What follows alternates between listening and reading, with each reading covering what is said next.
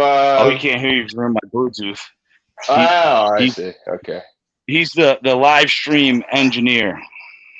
He's a live stream engineer? Yeah, man. All right, I'm going on. I got to go on my laptop here and go to your YouTube channel. Oh, so another. I see what you're saying. I think that's good, right? Yeah. On the bottom it says cam/mic. Yeah. So when you go into that, you got to click that you're using a headset. Yep. Everything's freaking backwards for me. Yeah, I don't know why I always make them. Well, no, mine isn't flipped. Oh, no, yours is right. It says GP. So I think we're live. I think we're already live. Yeah, you are. We're live on YouTube. Yeah, right. It says live YouTube. Yeah. I got it. I'm going on my laptop on YouTube. Yeah, Junior's gonna go.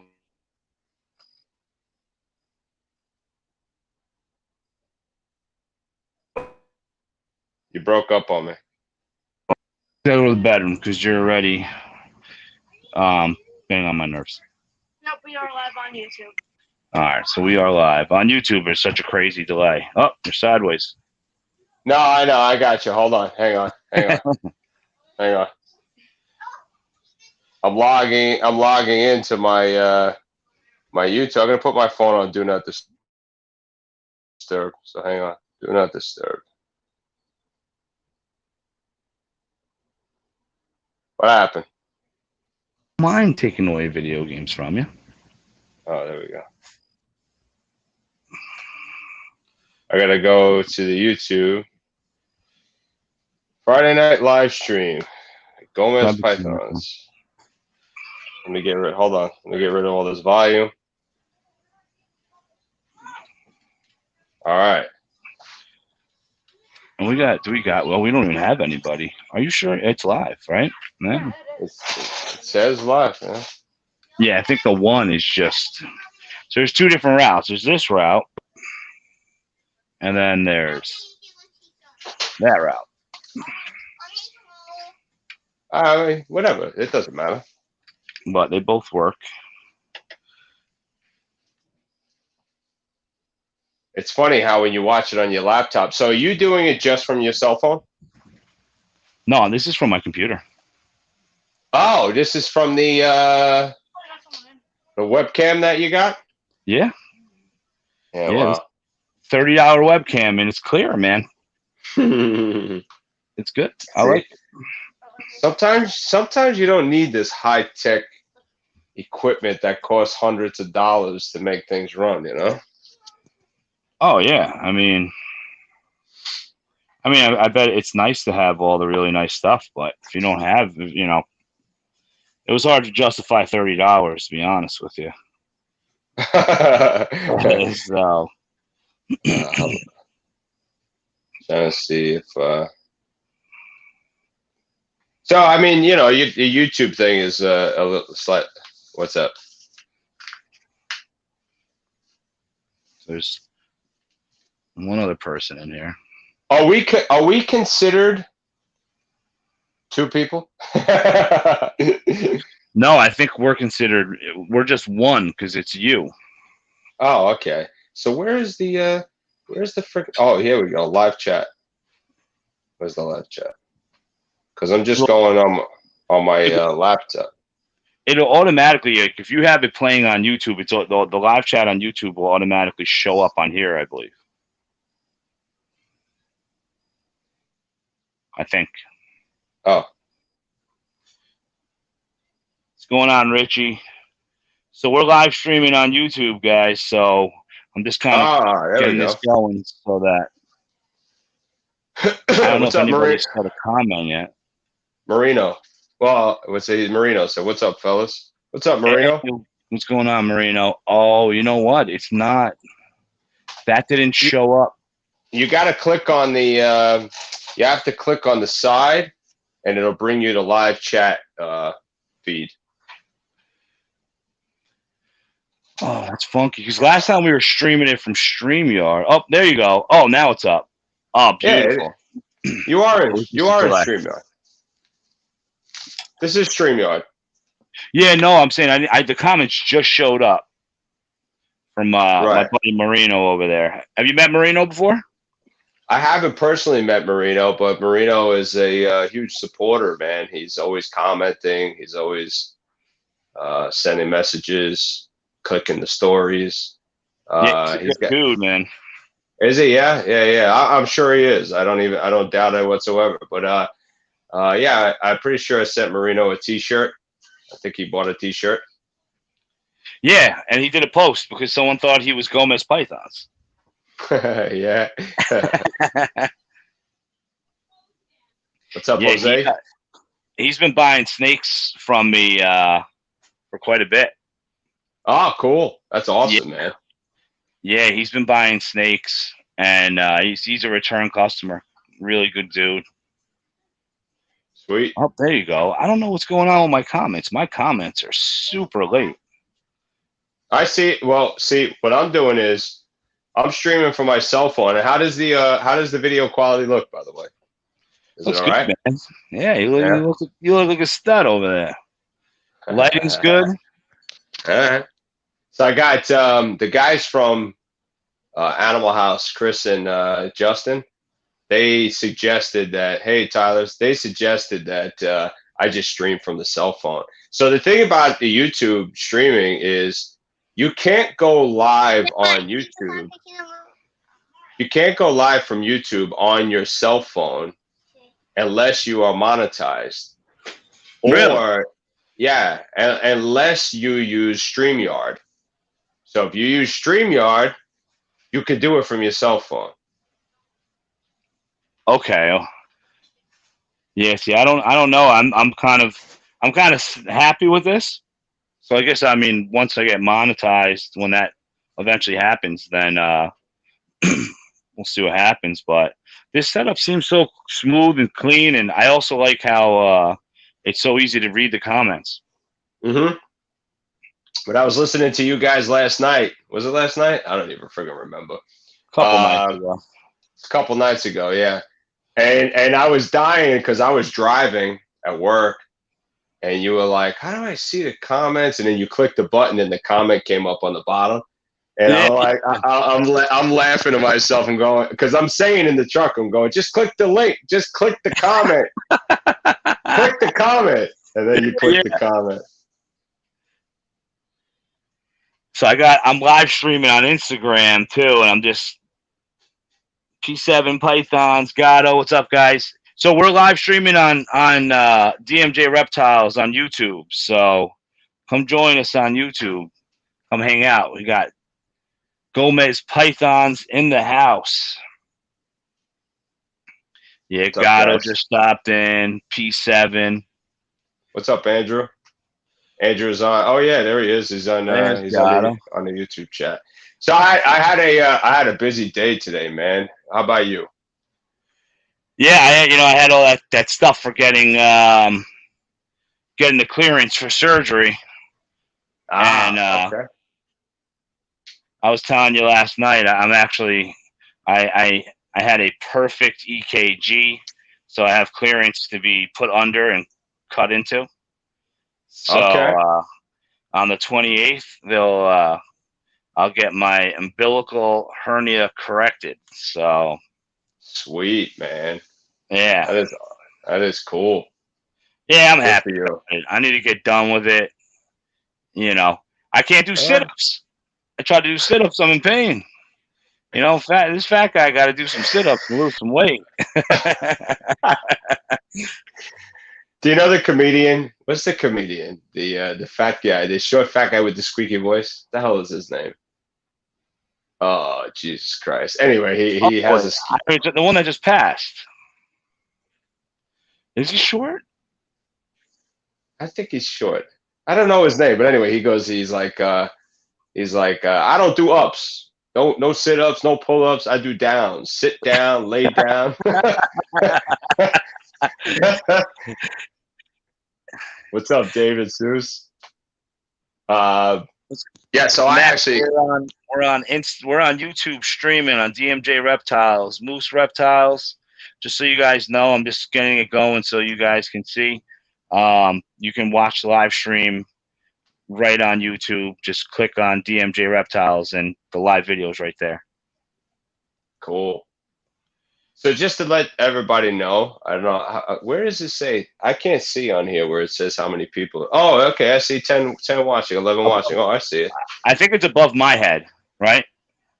On your I don't screen? know. Not on my cell phone. I see it on the laptop, though.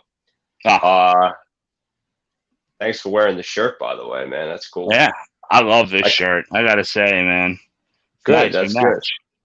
Yeah, I know. I see that. Oh, you can't see my shirt. I got the sign behind me. It's fucked up when you do the cell phone. So everything's the wrong way.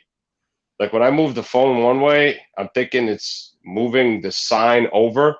Yeah. There we go. Now I'm out of it. Now I'm out. Oh, there we go. Perfect. Yeah, I'm missing the DMJ Reptiles on mine. Yeah. All right. That's better. There we go. Yeah. So I had a pretty cool day today, man, reptile wise. So let's see. So I worked late. Worked some overtime today. Got home by 12 o'clock. I went and took a nap by 12:30. Woke up at 2:30. 3 o'clock. I had 12 ARS 50 series tubs show up at my door. Nice. Which was awesome. I got all new deli cups for the bins.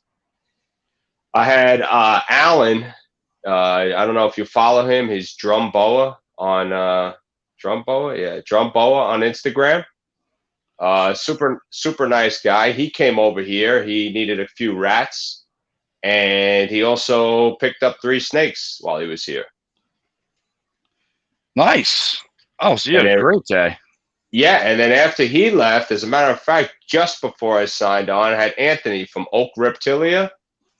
Anthony from Oak Reptilia, he had some frozen chicks that he got from Rodent Pro, and his snakes just weren't eating them. So he knows I have the blood python, so he asked me if I had any use for them. I said, yeah, sure, man, no problem. So he came over with a bag of them, and I traded him. So I gave him credit toward picking up rats. I traded him some rats for the chicks. So whatever the cost was, I don't even know what Rodent Pro charges for them. I don't know. Do you know? You had a busy day over there today. Mm-hmm. Holy cow! It was quite a busy day, and then I got a couple of new snakes, which is going to be a pretty cool video coming out next week on Wednesday. With myself and Shane from Small Town Exotics. Oh, that's great. So I got a couple snakes in. I can't say what they are because it's a secret. So I fed them today. They came in on Wednesday, and I just fed them today. I threw a couple of hoppers in there before I sat down to eat dinner and went up and checked, and everybody ate. Both the snakes ate. Junior. Uh-oh, what happened? What'd you do? Man, I lost. What'd you lose? You're back. You know what? My phone. I thought I disconnected the Bluetooth from my cell phone. Oh, so I just got a message and then it cut it out. So they both ate. Okay. So yep, they both ate. So I got on the horn. I texted Shane, let him know the snakes ate. Yep. So they're doing great, and we actually made a snake purchase the other night, which we could talk about. Was it last night? I don't even know, man. I don't know. Maybe it was last night. I made a great snake purchase last night, which was cool. Oh man. Yeah. Had a fun text conversation today with Jose about some of the snakes that he recently picked up. Yeah, Jose is on a streak. Jose's, yeah, he got a couple of pieds. I was a little surprised because I know he loves the clown gene, and then when I saw him get the pieds, I was like, oh yeah, man, awesome, because I love pieds. So, I think he got a banana pied and a mahogany pied. Yeah, the mahogany pied is nice. Yeah, nice animal. Yep. What's going on, Nico? Nico, so I'm just doing this so that we can kind of fish people off of Instagram, but we're actually live on YouTube. So if you go on, look up DMJ Reptiles, you'll, obviously hit the like and subscribe, and then watch the video. Is that what you're doing? I didn't even realize. That's a good strategy. That's sneaky, bro. That's fun. That's sneaky. I got the camera over here, and that's facing me. Right. So you're trying to drag over the Instagram followers over to YouTube. So Jenny's over here. I told them no video games. Look at her face. She's David's playing video games. What? David's playing video games? The PlayStation because the TV. Oh. You want to say hi? You want to say hi to Sal? Hi. All right. Listen, make them happy so they don't bother us.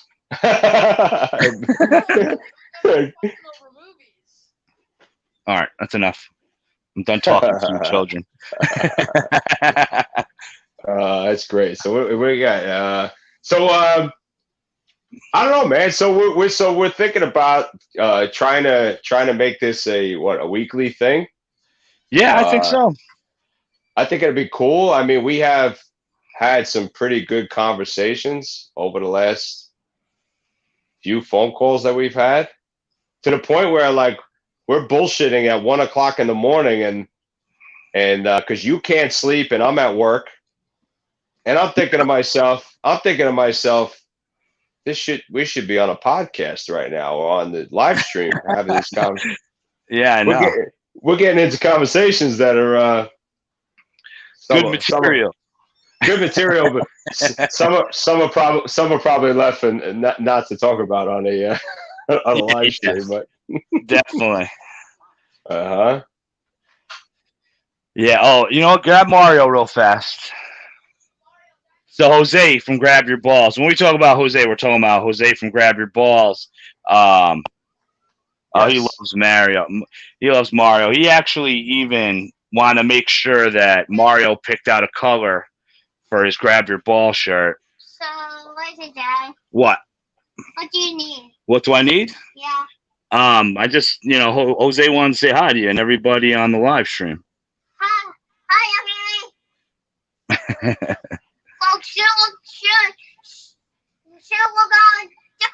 Soon Nintendo will be second. I was just hacking out Galaxy in 2021. Yeah. Awesome, Mario. Nintendo will be different. So this time, it's buying new Nintendo. So Nick, it's funny. I look on the screen. I got Nivial Exotics telling me to EAD. Yeah. EAD. Yeah. He's such a nice guy. Hey man, this kid's present here, for God's sakes. Yeah. Come on now. Yeah, you guys got to go on. We're on YouTube. I'm on YouTube live streaming with Gomez Pythons. I'm just live streaming to fish you guys and get you guys on this live stream. And I can see it picks up every time I look, and then all of a sudden we go up a person. Ah, okay. So the Instagram followers are like, "Yo, you're not paying attention to me," and you're like, "Yeah, well, I just looked and I just saw EAD Chino, and I'm like, oh, that's how I know it's either Jules or Nick, because Jules would be like, hi, Chino, and then Nick would be like, EAD Chino. I shut Nick down yesterday because Nick was busting chops about the snakes that I'm holding back. He wants. So he's like trying to flip the script, like I don't sell females. Like, yeah, you don't sell any of the good snakes, So I was like, all right, well, here's about 40 pictures of snakes for sale, male and female. Right. And what I did, the way I organized my snakes on my phone is I actually make folders with like good pictures of everything, so that everything's all labeled out there. And then, there's a snake shed. They look really good. I take an updated photo. I delete the old one, put the new one on, and the snakes obviously look better the more meals they get in them. And so it's a good way to show what I have for sale. I'm just screenshotting the whole folder of the pictures. Okay. Mm-hmm. And then I put an X over the ones that are that are holdbacks. And he was like, "Oh, why is that? Why is that snake? Why does my snake have an X on it?" And Buckeye Kenny from Buckeye Morphs, he wrote, "Oh, there's an X on it because I'm getting it." That's what he used to just that's his X, huh? Oh yeah, but it's not.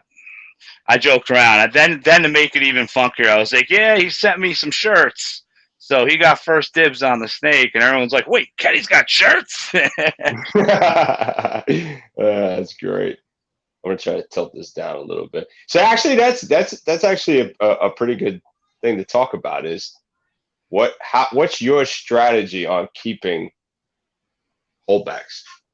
Well, so I try to break up the season, and I try to do pairings for growing as well as selling, where I know I'm going to be selling, and maybe I'll hold back one. So, like for example, I bred a Mojave genetic stripe orange ghost to pastel. I just want a female, so I already know if I get a female, I'll keep one, or I'll sell off the whole clutch. But I try to make like 75% of my clutches for selling, and then 25% for holdback purposes. And that number has gotten smaller. The percentage of holdbacks is getting smaller every year, being that this is my 4th year producing. And you got to. I'm all homegrown. I do buy a lot of snakes. But a nice percentage, I would say about 30% of my snakes of my females are born in-house. So you got to kind of find a happy medium. It's, make your money now or reinvest into your company. So okay. So with that said, because although I've been around the hobby for a long time and have bred snakes in the past, it is never really a consistent thing over many years. So how long do you wait? So like my strategy is going to be, what I want to do is, if I have a male that has one more trait, one more gene that I'm looking to pass on, or a female, and now I create another male that has 1 or 2 more genes than the male that I previously bred. So that's the animal that I want to keep back. Or if it's a female, and I'm dealing with mostly recessives. So if it's a female, I'm looking for that visual recessive to take the place of the het that I have. So if you're doing this like over the years, at what point do you now replace some of the breeder females that you currently have with visual ones that have visual, or let's just say a couple of co-dom hets? So like how soon do you do that? Do you wait until you reproduce with the babies that you have, or do you just wait until that baby is old enough? Because obviously we don't have enough room I know I don't have enough room to hold back 150 snakes. So at some point in the future, I have to reach a point where I got to say, okay, this het has to leave now. So like, where do you sell that animal? What are we reading? Where would I do it? So it varies. I mean, I think it kind of you got to base it off of your project. So, okay. My passion is the hypo clown, the orange ghost clown project. I'm producing, visual het double recessives on both sides, whether clown het hypo het clown, and I'm keeping them. I mean, I think it's all based off of how far deep you want to go. Now, granted, this project's been going on for 3 years. I haven't hit a clown hypo yet. I want to hit. Wow. I want to hit. if I could hit 10 of them, I will. Oh yeah, So because I if you started hit with 10, double head. right? Yeah. So it's hard. It's hard. You mean you started breeding double head to double head? I was breeding double head to double head, and then I was investing into hypos, and then breeding. I took a chance and I bought a clown possible het orange ghost that proved out. So now it's a lot better because now I'm going producing visual orange ghost het clown. This year I'm doing the opposite. I invested from Action Reptiles. This guy Pat. I invested in a pastel orange ghost het clown proven breeder. So now I'm going opposite. I'm hitting het clowns. So either I'm going to hit visual, I'll hit orange ghost, visual, and then if I hit clown, then it'll be a double recessive.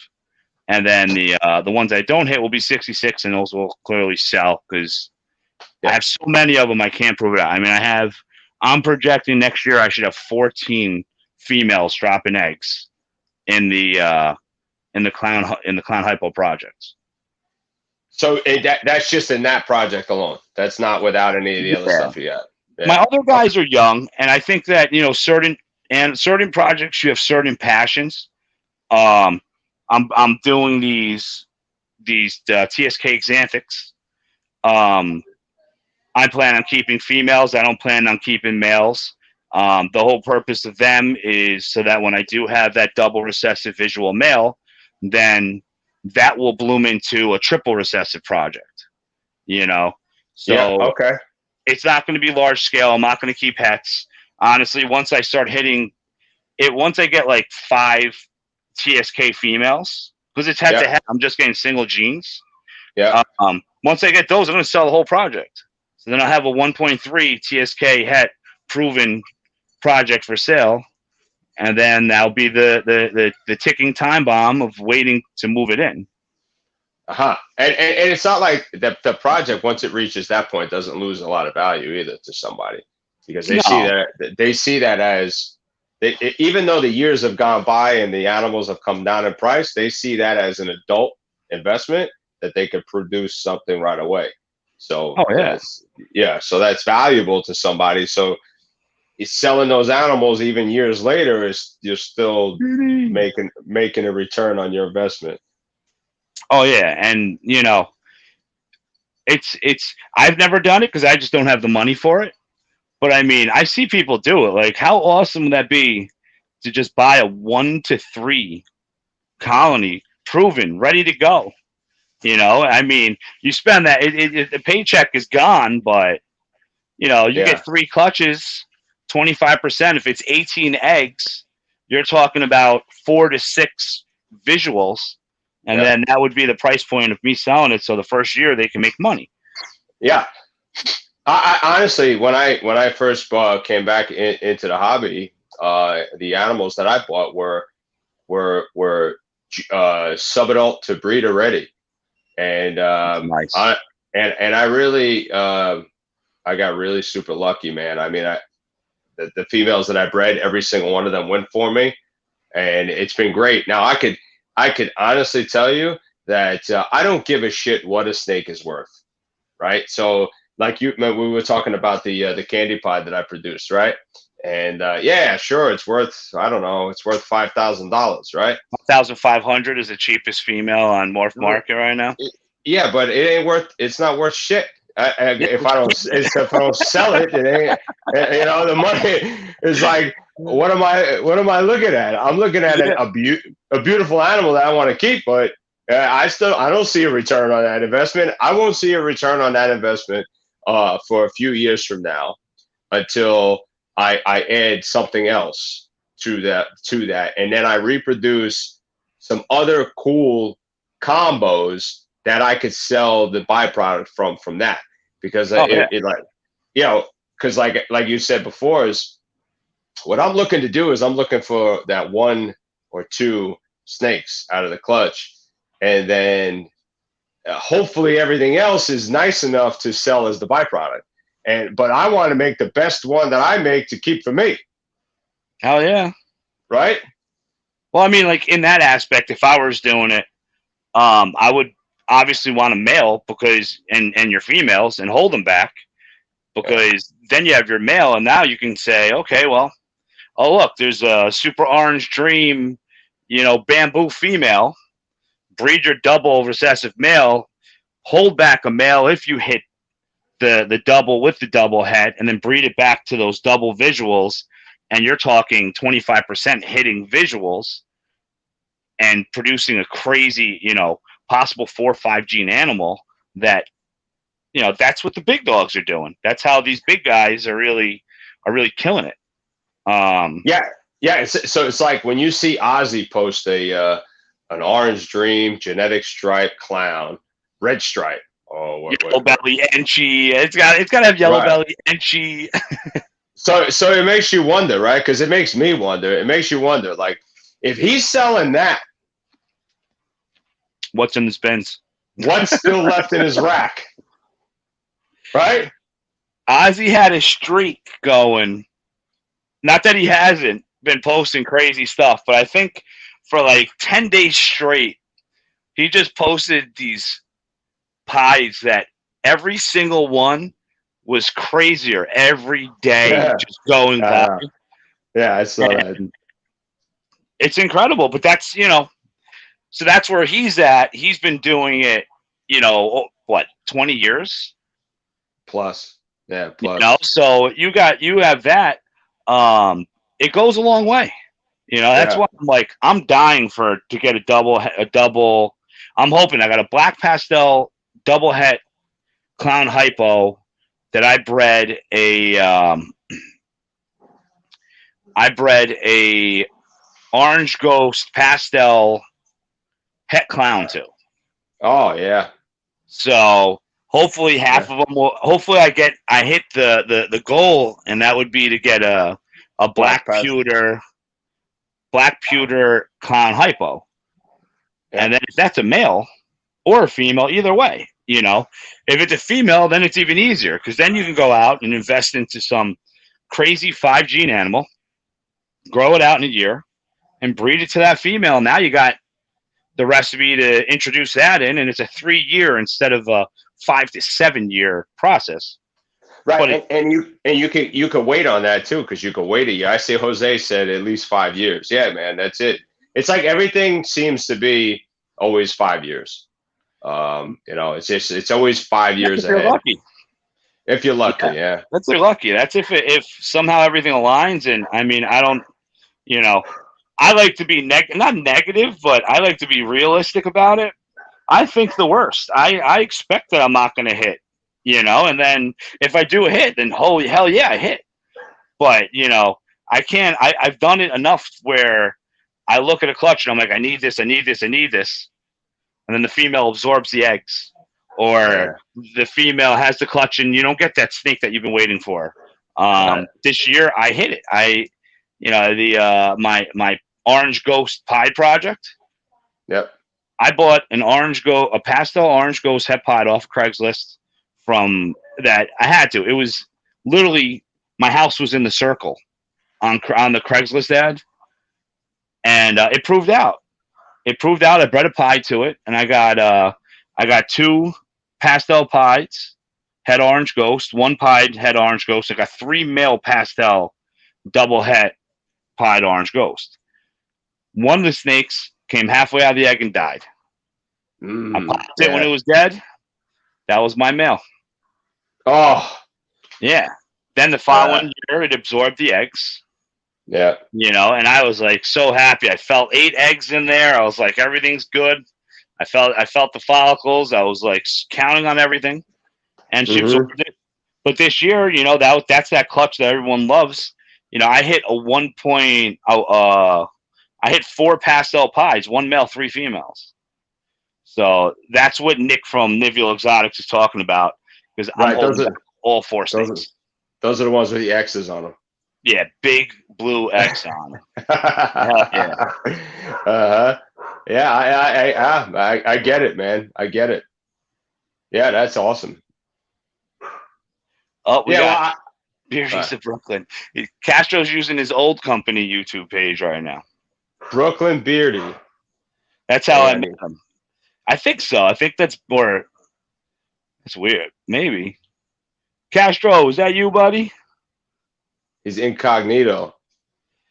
Yeah, because he's gonna be our special guest. The what did I consider him as? The ringleader of Rebel Breeders of New York, Right. Castro Constrictors.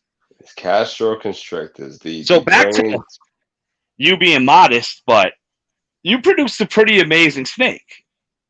The candy pied, and it was on your video that you just did. That was awesome. Your wife made that video amazing with her reaction. And if you guys don't follow Gomez Pythons, he's like under 300 subscribers. It's crazy. Everyone needs to subscribe to Gomez Pythons, especially if you like hearing these conversations and we're going to have guests and all that. We're going to ping pong this week or here next Friday, unless something happens and Sal's going to make that overtime money. We're going to be on Gomez Pythons. So, you know, it's like what? We'll be like, share, subscribe, follow, hit that red button. You know, like to the arms up thing. oh yeah, it is Castro. Why did he sign on Brooklyn's his other account? What is this guy doing? I'm telling you, he's creeping because he knows he's gonna come on and have to talk in the live. So he's creeping behind the scenes to figure out whether he should actually dip in. He's like, I don't know, are these guys cool enough for my presence or what? Yeah. Can they handle the ringleader? Yeah, no, he ran downstairs. He was like, "Oh, I was about to cook dinner. I'm going downstairs. I'll be right back." He hangs up the phone. He went to eat, so he'll be jumping on. But yeah, so you produced an incredible snake, the candy pied, and I didn't know much about candy other than candinos. I knew about the allelic and how you get a visual from breeding het to het. Right. That I had and I sold because I want, if I were to work, I feel like that's too complicated. Not that it's complicated, but I want to know what my babies are. And I think the way that you do it, where there's no doubt, it's no yellow belly / gravel, yellow belly / asphalt, or, you know, or anything. It's straight up candy. There's no questions about your animals. It's pure candy. Yep. So I'm not like in no way knocking the Candino because a lot of people like them. A lot of people buy them. I love them too. I think they're awesome. And there is a good strategy. In my opinion, I think there's a good strategy for breeding Candinos into your projects. That way you do know what the offspring is. What I'm missing. He says, Samson's Chef Chino and Candyman. Oh man, well, watch out. DA can be looking for the Candyman. Yeah, you go in your bathroom, turn the lights off, say it 3 times in the mirror, and I show up, right? Yeah. with the candy albino ball python. Samson has one of my babies, and I think wants to kill him all the time. Oh yeah, it's one of the nice ones that want to give kisses. Yeah, one of those real hard kissing. Yep. Stranger with candy. Yeah, I like Stranger with candy. What I was saying was I think there is a good strategy to breeding the Candino into your projects, and because Candino is really just a visual double het.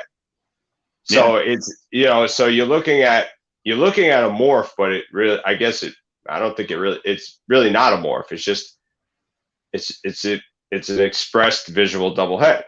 So in my opinion, the best way to do it is if you're going to start in a Candino project is to breed it to either a visual albino or a visual candy.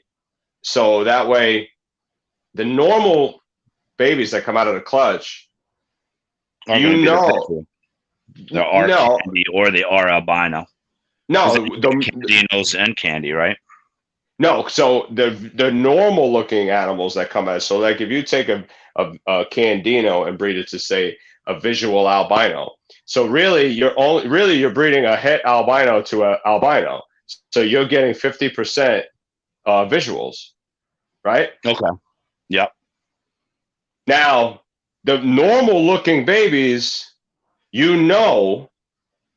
are het albino because one of the parents is a visual albino. Correct. Right? You follow me? Yep. Now, if you take a Candino and breed it to a het candy or a het albino, now the normal looking babies in the clutch are either or het albino or het candy. Yeah, because Right? it's allelic. So no matter what, the baby will have the candy or the albino with the Candino. It'll have one or the other, but you won't know which. And Yeah. if it has both, it's a Candino. So if it picks up both, now you know it's a double head, which is a great way to know whether you have a double head or not. So like it's not a possible. It's impossible to get a possible because it's a visual. I've had a few glasses of wine. I think I got that right. I really feel like I got that right. And the Candino is like, it's a banana without spots. I mean, when they age, when they get older, I mean, it looks like a banana with no spots. It's a little bit beautiful. I think a banana, like a plain banana, just straight banana, straight Candino. A banana might be nicer as an adult because the Candino, I don't have any adults and I've only seen the pictures. They fade a lot over time. But whereas like the pure candy will keep that nice, deep, rich color, that deep, rich lavender color. Oh, there he is. Now he's Castro. Ah, see. Castro Constrictors. Yeah, she's very sweet. She's very sweet. When you made that, what was the pairing for you to produce those heads, those visual, that double visual? And you said it's a female, right? It's a female, yeah. Oh gosh. Yeah, it's a female. I'll be honest with you. I have 9 more eggs in the incubator, right, to produce another one, to try to produce another one, and hope. And I actually hope I get another female. I really do. Yeah. Yeah, I hope I get another female. I could use a male, but I have other males that with some different traits that I like, and I won't be. Yeah, I won't be upset. I won't be upset if I don't get a male. So I'd like to keep them. But the pairing was a visual candy het pied to a double het candy pied. That's what the pairing was. Yeah, it's cool. There we go. What's up, Castro? Hey man, you know what? You know what? Oh yeah, go ahead. You go. You want to get Castro in here? Is that what you were gonna do? I was. Great minds think alike. That's where it stopped. Yeah. All right. So I just need him. I need my engineer, David. Toffee passed away. Similar to Toffee, Andrew. Yeah, I read it. So I don't have any firsthand experience with Toffee. However, I believe Toffee and candy are the exact same gene, and if you breed a Toffee to a candy, it's the same animal. Oh, I don't want to be the big person on the screen. Yeah, I do. I mean, I will pick. I'd rather you. It's gonna have to be one of over me. No, there's a series of buttons underneath the video where you can change the to 3. Yeah, it only allows my big head and then you on the thing. But you know what? I'll keep it on 2. So hopefully Castro hits that email and then links up, and then I'll see him pop up. So we'll wait for that to happen. When I was at when Alan was here before buying snakes, right, and rats. We started talking about the very first snakes that I ever produced. So I wanted to ask you because look, I have it written down. I have couple notes written down right No, see, you know what? It's all on my beans. My beans are not fried, man. I got them on a note, so I wrote it down so I wouldn't forget. So I think it would be pretty cool to hear about. You know, everybody asks like, what got you started in reptiles, and which is a great question. But I feel like we all have the same answer. So, like, what was the very first snakes that you produced? What species was it? Like what was it? So I've had snakes for years and years and years, and I was a hobbyist. I wasn't a designer breeder, I would say. And my first we got Castro. We got Castro. All right, so we'll hold that question for later. Hold that question till after, or we'll do a round robin. Well, we'll let Castro. What's going on, guys? Leonard, what's up? All three of us. You see what's up, man? This is crazy. This is better than that. You see what I mean? Look at that fat half Asian guy. This is awesome. Castro's not fat and half Asian. No.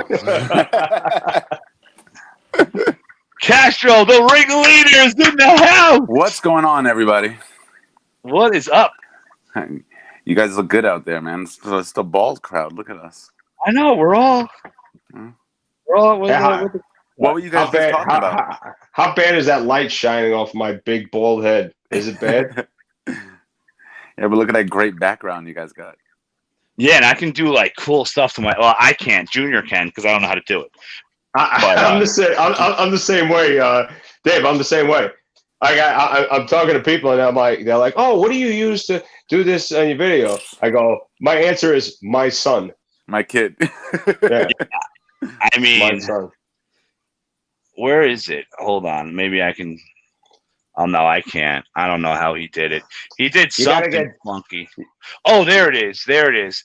So you got to get John in the middle. Johnny in the middle. I don't know how to do that. How do I get Johnny? Don't even worry about that. Johnny on the spot. Nah, fuck it. Don't worry about it. Yeah, cream to our Oreo. So what we were talking about, John, was I had a friend of mine here, Alan, and he was buying some rats and he bought a few snakes today, and we were talking about old times, and I was telling him a story about the first snakes that I ever produced, and he had said to me, he was like, "Oh man, that's a great question or a great topic for a live stream."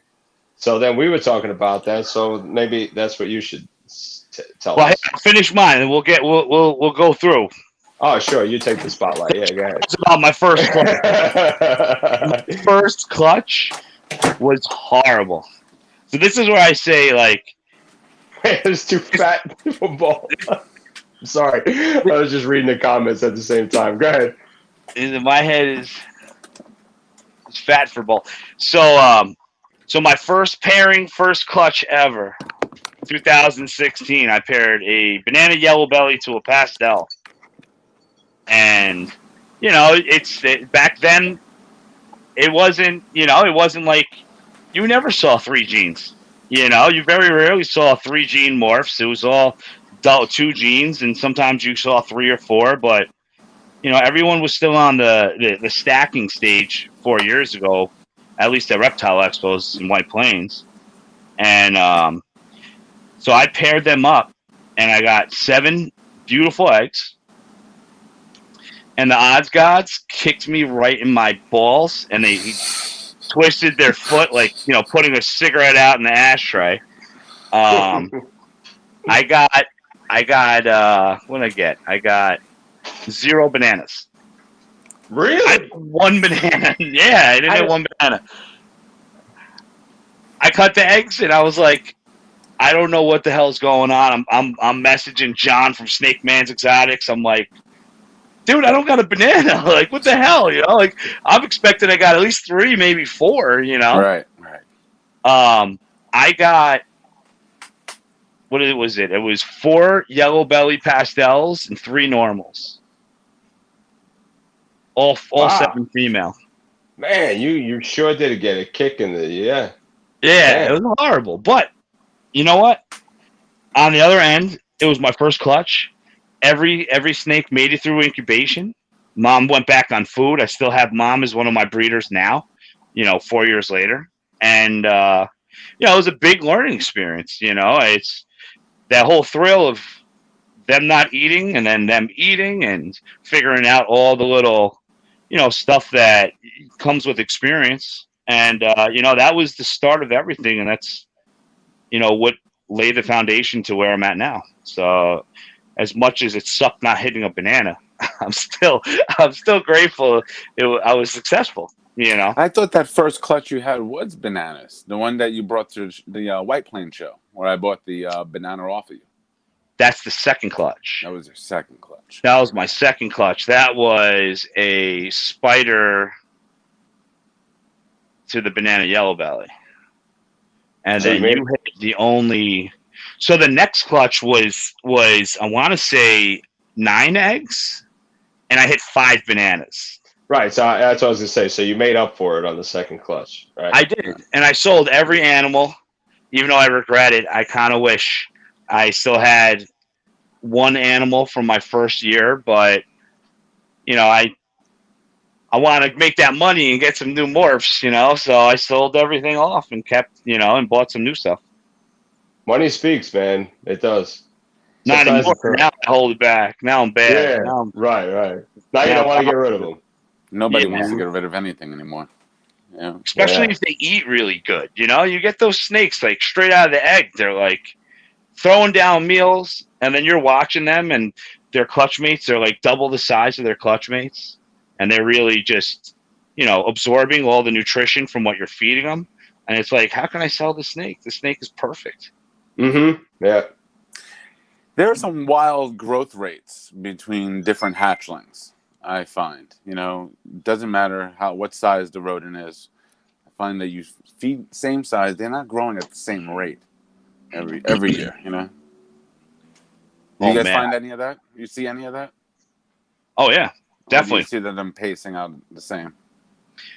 Sometimes I get clutches where they're all pretty much the same. Like the cinnamon pied clutch that I had this year, 4 snakes, they're all exactly the same growing up. But then my pastel to the fire spot nose pinstripe, 3 of the snakes are double the size of the others, and the other ones they're eating, but they take bigger poops. It seems like they absorb less.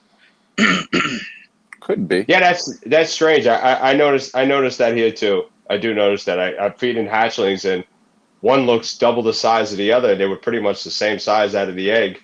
Right. But, eating the same schedule, eating the same meals. I mean, I could, interchangeable, and one is a lot bigger than the next. I don't know. Do you think there's any truth to feeding African soft-furred rats over regular rats? Do you think that that's a 100%? Yeah. Yeah. Proved it. I've done it. I've seen it firsthand. This is my third year feeding African softers. Yeah, you guys would be the ones to tell us, because you're using the ASFs. Well, you're Jose's best customer, I hear. I buy from Jose whenever I have some troubled feeders. Okay. I find that ASFs are great too. If you got some snakes stuck on mice, give them ASFs, then give them a regular Norwegian rat afterwards, and they transition over fairly easy. We were talking about this, right, John? You were like saying, "Oh yeah, well it's the follow-up meal," right? Remember when we were having this conversation? We were saying how follow-up meal. Yeah, so I actually was gonna take a video and a picture and text it to you, and I said, "Oh, I guess she enjoyed it because she took the follow-up meal. Maybe it's just still confused." But here, I don't know, man. I feed both, right? So I'm no scientist. I don't really know the nutrition value or whatever of them. And I noticed that my snakes, ever since I started feeding them my rats that I raise, that I know what I'm feeding, that their growth is increased and they're more healthy, rather than feeding from somewhere else, some company or frozen rodent company. So I don't really notice a difference between the ASFs, but hey, I'll keep feeding them. So I'm. I I'm can okay only with it. imagine when you have a smaller rodent colonies, collection, that Right. you're able to take care of them so much better than if you had a warehouse filled, even if with your best intentions, I Yeah, mean, yeah. Of course, yeah. Things could fall by the wayside. Sure. Right. Yeah, I agree. So yeah, my whole thing with African softers that I've done, so I don't feed adults African softers. I actually just start them off on them. Yeah, that's what I was going to ask too. Is because it's like you feed an African software rat, and they they get big, but they're not big enough to feed in a 3,000 gram ball python. How many are you feeding them? Well, I don't feed large ball pythons African softers. I hate African softers. I think that they are the biggest jerks.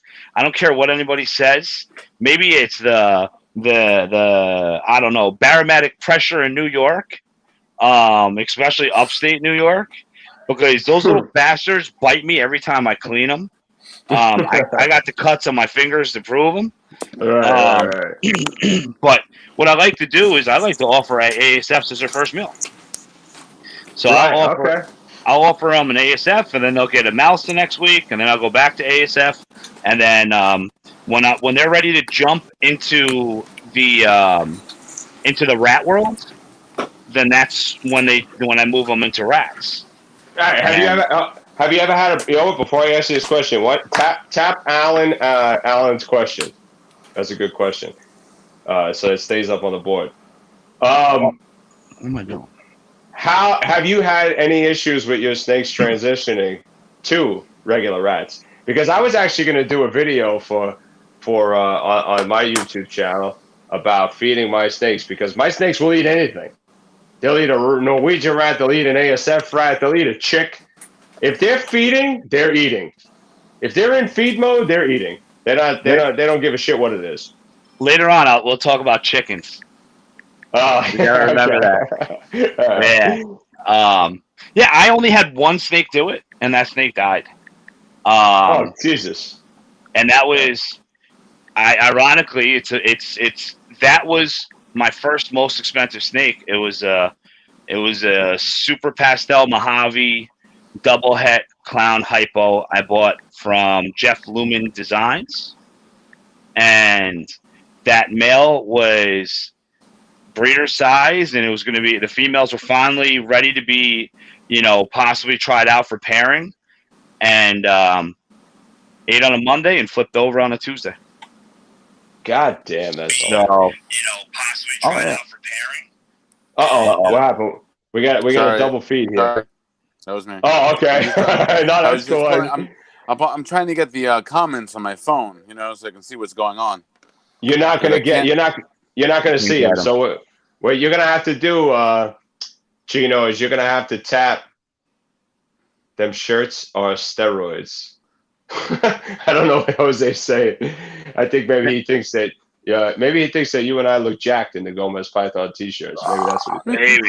Maybe. There is a lot of muscle under this fat. No, he said them shits are steroids. Oh, okay.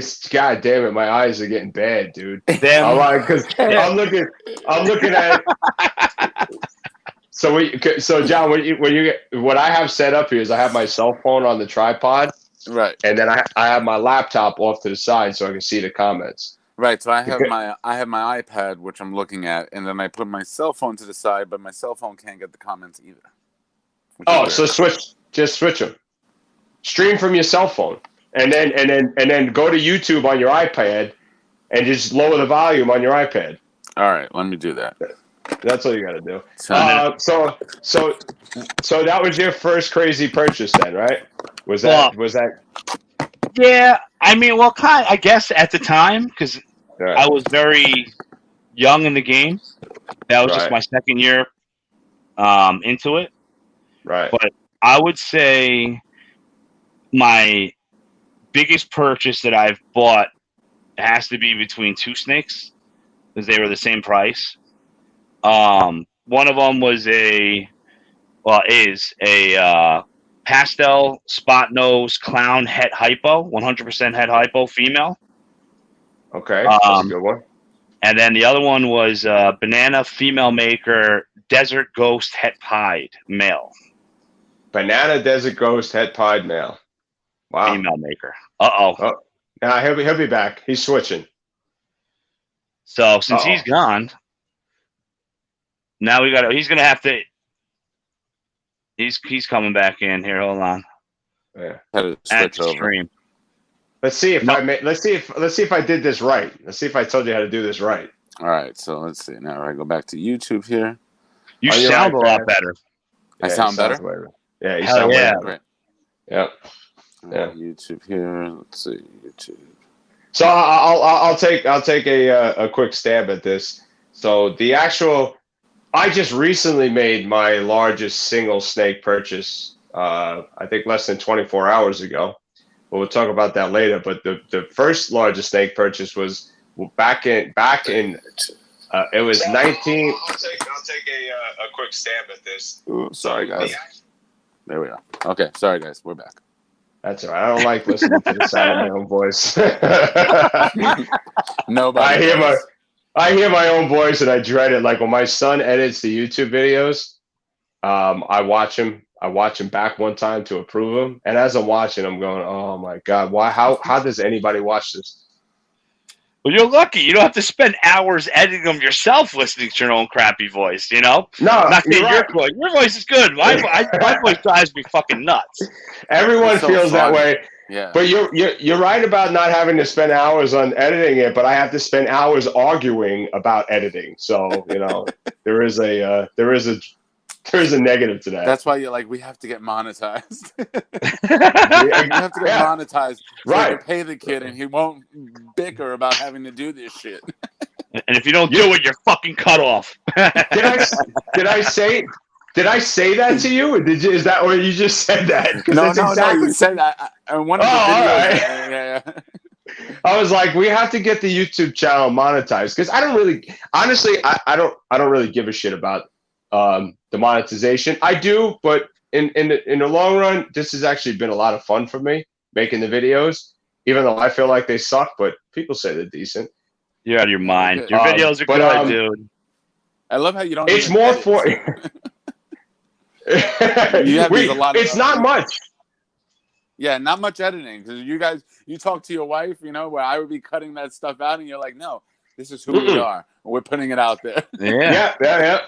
So I made a video recently where I was introducing our Ackie monitor, and the little son of a bitch bit me, and my wife got it on camera, and I'm gonna have my son keep it all in there, and I was really disappointed. I was like, oh shit, what do we do now? I was like, you can stop the camera, and my wife's like, no, just keep going, don't worry about it. Let it roll. Good TV. Like, yeah, she says it bit you, and I'm like, all right, yeah, you're right, I guess. Okay, keep going. So then we keep it rolling. Keep going. Yeah, keep it rolling. So what was the snake?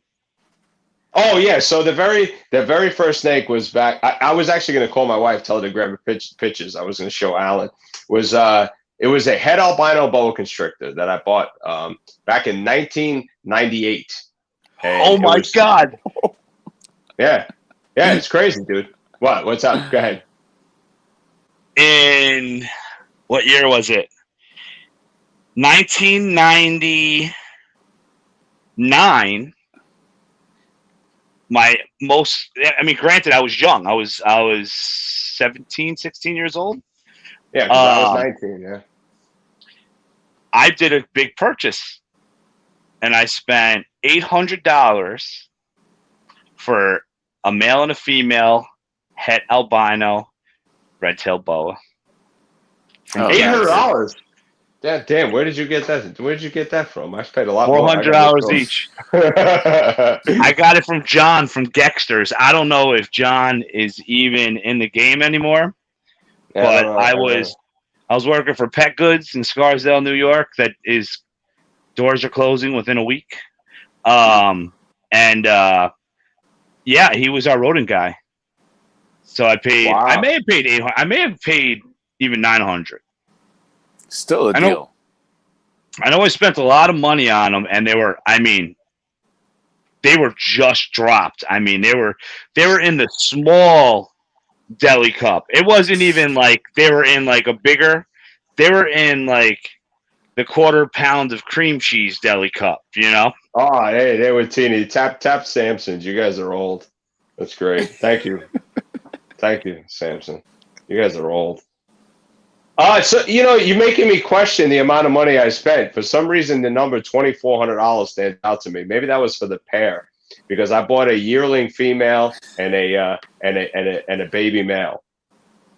I bought babies. I mean, just they were tiny. Yeah, all right. It didn't come up. But whatever. Anyway, what is this? With a 1998, I got an albino Burmese python.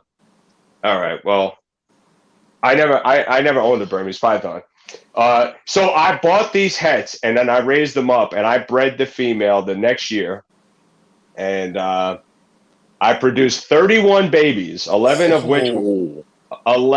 which were albino boa constrictors. Nice. And at the time, the albino boa constrictor was still selling for like $2,500 a piece, $3,000 around $2,000. Yeah. And I was telling Alan, I had a local couple. I can remember their faces and what they look like, but I have a hard time remembering their names. I think the guy's name was Tom. I can't remember. Anyway, they handed me $5,000 cash at 19 years old for 2 snakes. And I can remember thinking like myself, this is insanity. Like who does this? This is freaking crazy. Drug dealers were jealous of you. So you want to know what happened to mine too? That I grew out, and they never bred. And in 2006, I bought my house. And when I moved into my house, we decided to get the furniture in first. And we put the fish tank, because back then we put snakes in fish tanks. And I put it on the grass while we unloaded the furniture. And within 30 minutes, they died. Oh, because the friggin' sun was beating down on them, right? Is that what it was? A screen top and a glass tank. I bought my house. Suffocated.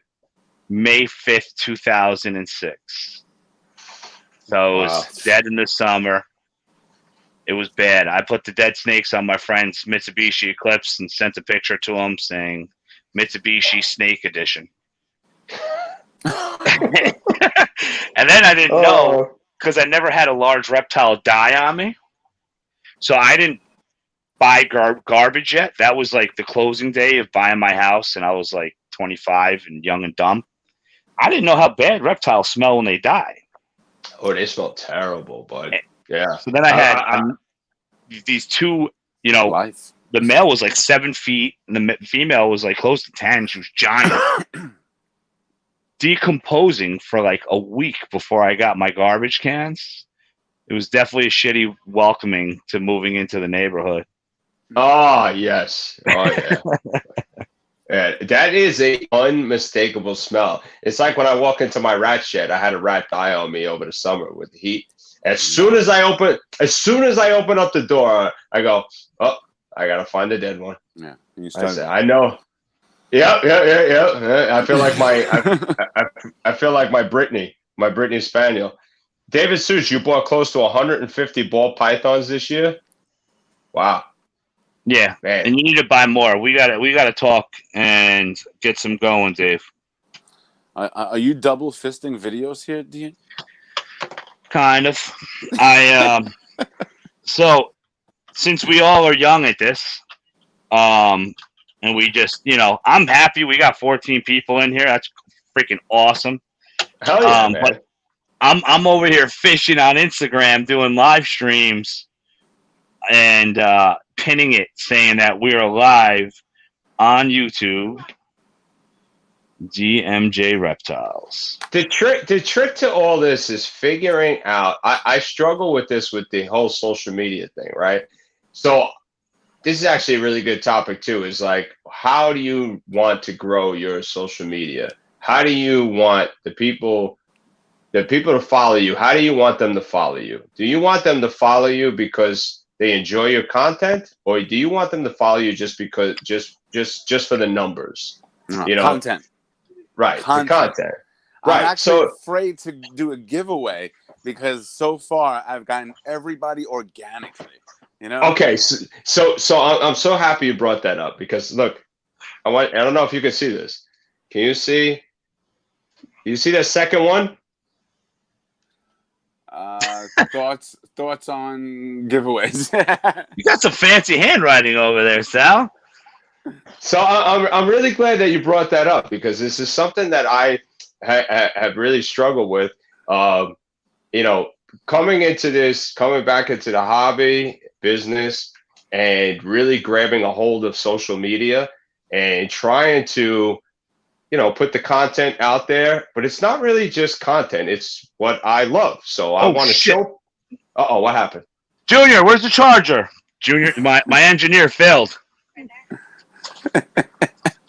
All of a sudden, my screen went dope. Derailed you. We're going down with a sinking ship here. Jesus, what are we doing? No! The What ship happened? is sinking. All right, note to self: 11-year-old live stream engineer failed me. All right, we're back. Man. Oh, we're back. We're back. We're good. Chino, the first thing I did was hook a charger up to my cell phone and my laptop. I didn't. I made my son do everything.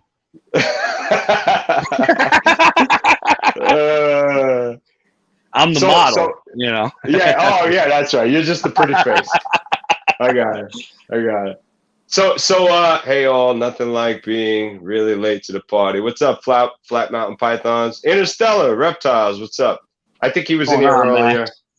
I forgot to say hello. But so what were we talking about? So we're talking about giveaways, right? So I want people to follow us here for what we're doing, not just because I'm going to give away a T-shirt or I'm going to give away a snake or I'm going to give away a thermostat. However, I don't knock the giveaway. I'm really struggling with figuring out a way to give something away to the followers that we have grown organically, like you just said, John, organically giving away something without me fishing for more followers just because of a giveaway. I'm struggling with what to do with that because I don't know how to feel about a giveaway. Yeah. Then what if you give it to someone that, if they didn't win, they would have stopped following you anyway. Like it would be better the organic people, like you said. Right. So they don't like the people like that, which is cool. I mean, we see giveaways. You sign up for a giveaway, whether it's a T-shirt or whatever. It's cool. I'm not knocking it at all. I just am struggling with it for myself to figure out how do I give back to the people that are supporting me, the people that are following me, and without making it seem, I don't know. Go ahead. What are your thoughts? Yeah, no, I feel the same way you feel. I don't mind giveaways in general. The only time I don't like the giveaways, it's not so much giveaways as raffles. Let me just put that out there.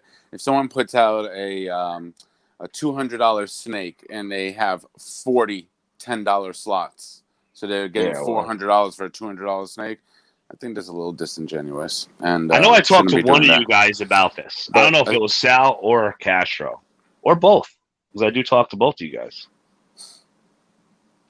But as far as the giveaways, you hear about a lot of people's. You even look on what other people's giveaways are, and their rules are you have to be following us at the time of the giveaway. So I can only assume a lot of people are following and then just unfollowing, following and unfollowing. And you probably get a bunch of people that hold on and stay, but you also get these trolls, for lack of a better term. Yeah. Yep.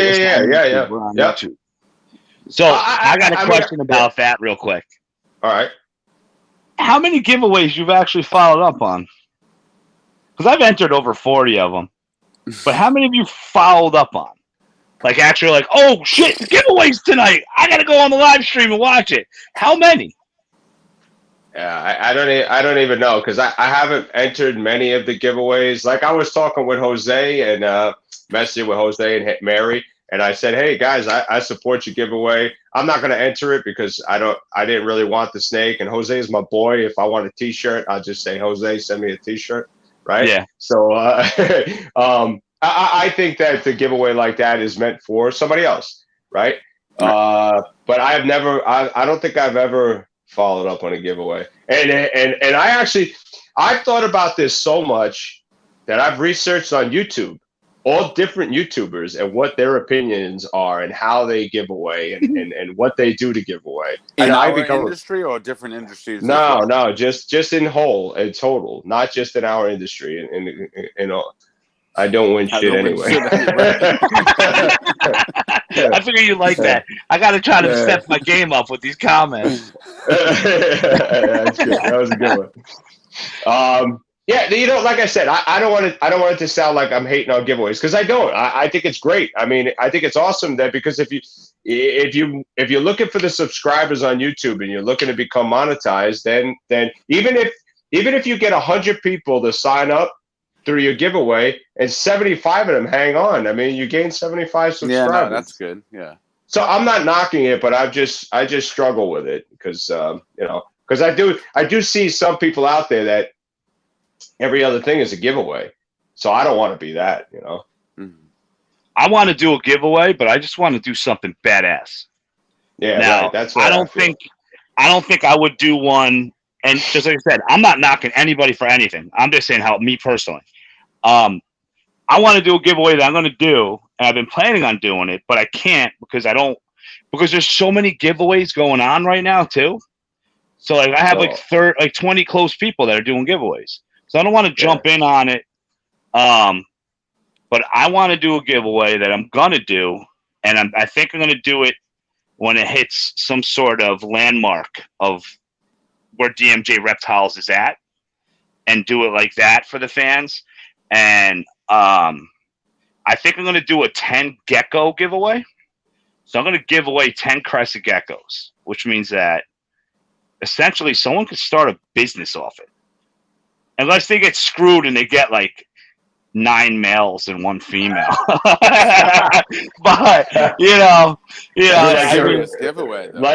Like your first banana clutch, right? Just like my first banana clutch. I got the super normals. But that's like a plan for a giveaway, and I want to do it once we get closer. I am thinking of doing a giveaway where it's going to be proceeds will be donated to something that has to do with autism. So that would be like a raffle where I was going to do like a $1 entry. So it's like it costs nothing. But let's say if I get 400 people to do it, I would use the money for the shipping, and I would take zero money. It would pay for the shipping, and then the money would go to the association that I decide to donate that has impact on the autistic society. Well, that's really great. Yeah, that's definitely something that I would be like $1. I'd give you more. Let's do it. Yeah.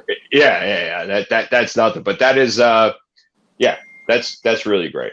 That's the angle that I'm looking at giveaways. Right. I saw a comment in here from Interstellar. Put a giveaway for your followers only. So that's actually is that Interstellar? Am I reading that right? Because obviously I can't read shirt from shit. Put up a giveaway of followers only.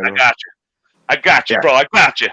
All right, yeah. See, there you go. So I was actually considering that because like we're approaching 2,000 followers on Instagram, and then not approaching 1,000 subscribers. But I was waiting until those two things kind of like crossed, and I was just gonna, when they collide, right? And I was just gonna do a giveaway for everybody that has supported me up to that point, and not say, like, if I don't hit 1,000 subscribers in the amount of time that it takes to be monetized on YouTube, oh well, so be it then.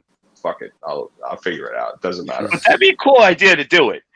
Like if you were to do it where you have your sets and no one knows it's a giveaway, but then all of a sudden you just do like on a Friday night live stream, and be like, just so you know, if you follow me already, I saved every person that follows me, and you all are entered in on the giveaway for this animal, and that would be fucking awesome. That'd be cool.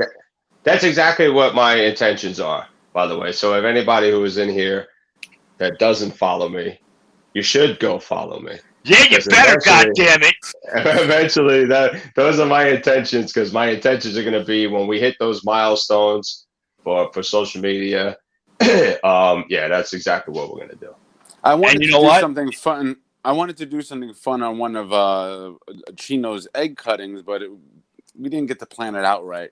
Where we can announce, like, let's try to get 100 people. We get 100 people in, we'll do a raffle, and we'll send a pizza to your house. And I seen this on a video game. Video gamers have done it, and yeah, I just think that you'll get more people at least to watch what you're putting forth for that day. And what does it cost? It's not that much. All right. I saw that. Do you guys follow? He was Morphs of a different color, but he's now Asylum Morphs. Yes. Another reptile breeder. Right. But I really liked his Morphs of a different color. I love the logo and everything. Really did. I'm gonna be honest with you. I kind of like it too. Can you? Yeah. Look, hey, my wife is here to refill my wine. Nice. You're making me want to drink. Can you do me a favor? Can you grab me the? Oh, I'm sorry. I'm sorry, guys. I turned 43 this week, guys. Can you grab me the pictures of the boas? Oh, you guys are tired. The babies. I'm the young guy. Yeah. I'm an old fuck. All right, come on. 43. Yeah. No, I'm not old, but I'm pretty sure Mr. Gomez is 43 as well. You're 43? No. I'm 40, man. I turned 41 this year. See, I'm the old man. Right. Yeah, you are the old man. He's our senior. What was that? What was that? Real fast. You are, man. You're the fast. Castro is the elder killing statesman it in this live stream. Castro is killing it. I'm loving this, man. This is great. Good Why stuff. am I killing it? Dude, happy birthday. Wait a minute. When's your birthday, John? September 2nd. Oh, shit. I missed your birthday. 2 days ago. Yeah, happy birthday, man. Happy birthday, bud. Are we going to sing happy birthday? Everybody in the comments, no. sing happy birthday. So they'll start losing people. So, I know. You're going to see it drop down to 0. Are you old enough for me to send you some senior citizen cologne, a little tube of Bengay? Shit, you're almost at an AARP card, pal. Oh, shit. Damn, man. So many jokes from the youngsters. So what's your plans for your midlife crisis? What are you going to buy? No midlife crisis. And we're not there yet. With our medicine, we're definitely getting to 100. So I got another, 7 years before midlife. He's a ball python guy. He's going to go buy a Enchi Stranger clown. That's his midlife crisis. He's going to buy a quadruple visual. I'm done buying snakes for the year. I know I keep saying that, but I'm done buying snakes for the year. I'm pretty sure we had this conversation 3 months ago when I kind of got you. I got John hooked on auctions. I want to say a little while. Yeah, he had a little bit of it peaked. It peaked, yeah. Because he'd be like, "Hey, dude, check out what I got." I'm like, "Oh, you just got that from the BRS auction?" And you're like, "Yeah, I bought it from this, and I got another one coming in a week." It's so funny. You go on the auctions, and then all week long, you got people contacting you on Instagram going, "I was bidding with you on that one. I wanted that," and it's great. Oh, it's funny because when you see the who bid last, yeah, you can kind of figure it out. That's when you got to email and be like, "Listen, I'm going to pay this much, so stop bidding so I can save some fucking money."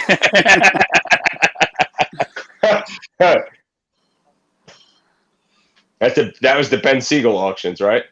Yeah, the Ben Siegel auctions. Yeah, Ben Siegel and Circle, Breeder Circle. Breeder Circle, but I never got one from Breeder Circle. So, Castro, what was your first big snake investment since we went? What at the time, what I thought was big was the tri-stripes, the het tri-stripes, the ones that produced this year. Which, Hell yeah, that was big because you produced out of it. yeah, because I produced out of it 1.2. You know, Dude, that is nice. so great, man. Yeah. Yep. Yeah. Special and guest they're in the house. fatties. Oh yeah. Ugh. Yeah, that Stud was my boy first Mario. one, and then I think I bought a Hidden Gene Woma Pastel Russo Granite, which I really was excited about. I really like the Hidden Gene Woma. I know it's got that wonky spider shit going on, but I really none like of it. mine have it. None of mine Hidden Gene Woma have it. I've heard You of know- it. I don't see it in my Hidden Gene Woma. Again. You know? We talked about this. It was either, I think it was you, Sal, on our live stream on Instagram. So I've never seen it. I've never seen the wobble. I have a black pastel Woma pinstripe. Yeah, we did talk So- about this. Yeah. This last time when I fed, instead of me just dropping and going like I typically do, I watched, and that bitch has wobble. Very mild. Very mild. Like zero wobble. Like if I flip her over or I'm handling her, she's not gonna like corkscrew or go upside down. But you know how like when you'll get that like mild wobble when the food's in there, and then they kind of do like a quick shake, and then they Yep. shrink. So she does have that. Yeah, I think it was Kevin McCurley that said every spider has a wobble. People say that they don't. Yeah, thank you. People say that they don't have a wobble, but they're lying. Every one of them do. It's just that they're not. Some of them are just this. You know, It's some just of them are not. Yeah. There's a slight turn of the Right. head, and then some of them are like, wow. Right. Hey, let me interject real quick. You want to see a picture of that 1999 One. albino? This is The wine in the fridge. this is from 1999. Right? Who's that chunky guy? I was balding back then too, but look at that handful of albino boas in my hands. Yeah, I started Yeah. balding young as well. 19 years All right. old. Yep, that's when I started. I'm showing you snakes, not my bald head. Snakes are beautiful, but I was wondering about that fancy mustache and chin hair. That's funny. Yep, I had my wife grab one of those pictures from back then. Well, if you're going to drink wine, I'm going to join you. I haven't had a drink in a while. So I'm going to go with some Moscato. The ladies love it. Moscato, yeah, I don't like that. I like the red. I like the red stuff. Give me whiskey. I'm going sweet. I want whiskey, but I haven't had a drop of whiskey in. Get out. Everyone, get out. I haven't had a drop of whiskey in almost 4 years. So whiskey's my poison. That's a shame, buddy. Boy, Samson, I believe, is the comment comedian over here. Ball pythons or bald python breeders. It's not or, it's end. He is him and his son freaking crack me up, man. Yeah. I love them two guys. They were here. They spent some time here when they came and bought CC Gomez. Dude, when they're like, I love it. I love it. And you know, I screwed up when they were here because I'm so new to this whole YouTube thing that I hate shoving a camera in people's faces.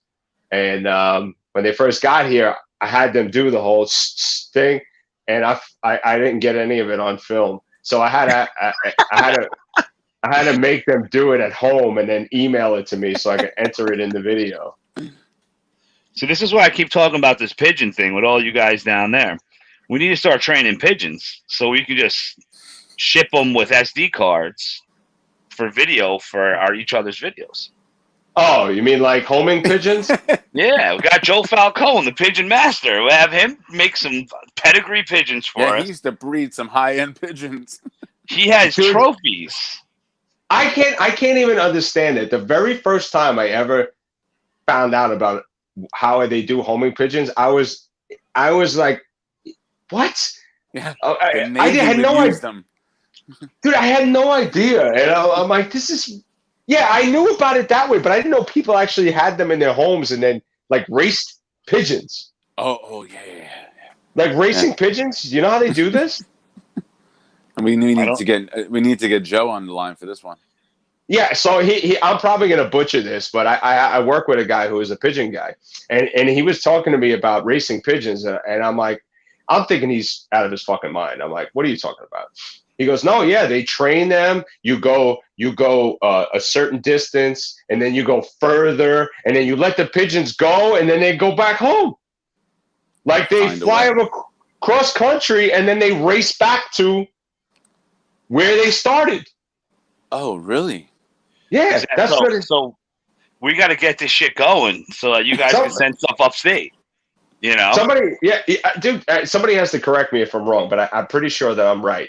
So they're homing pigeons and they race. So the homing pigeons always come back home unless they get eaten by a hawk somewhere along the way. You know, but they always come back home. So they race back home. So they drive them 500 miles away.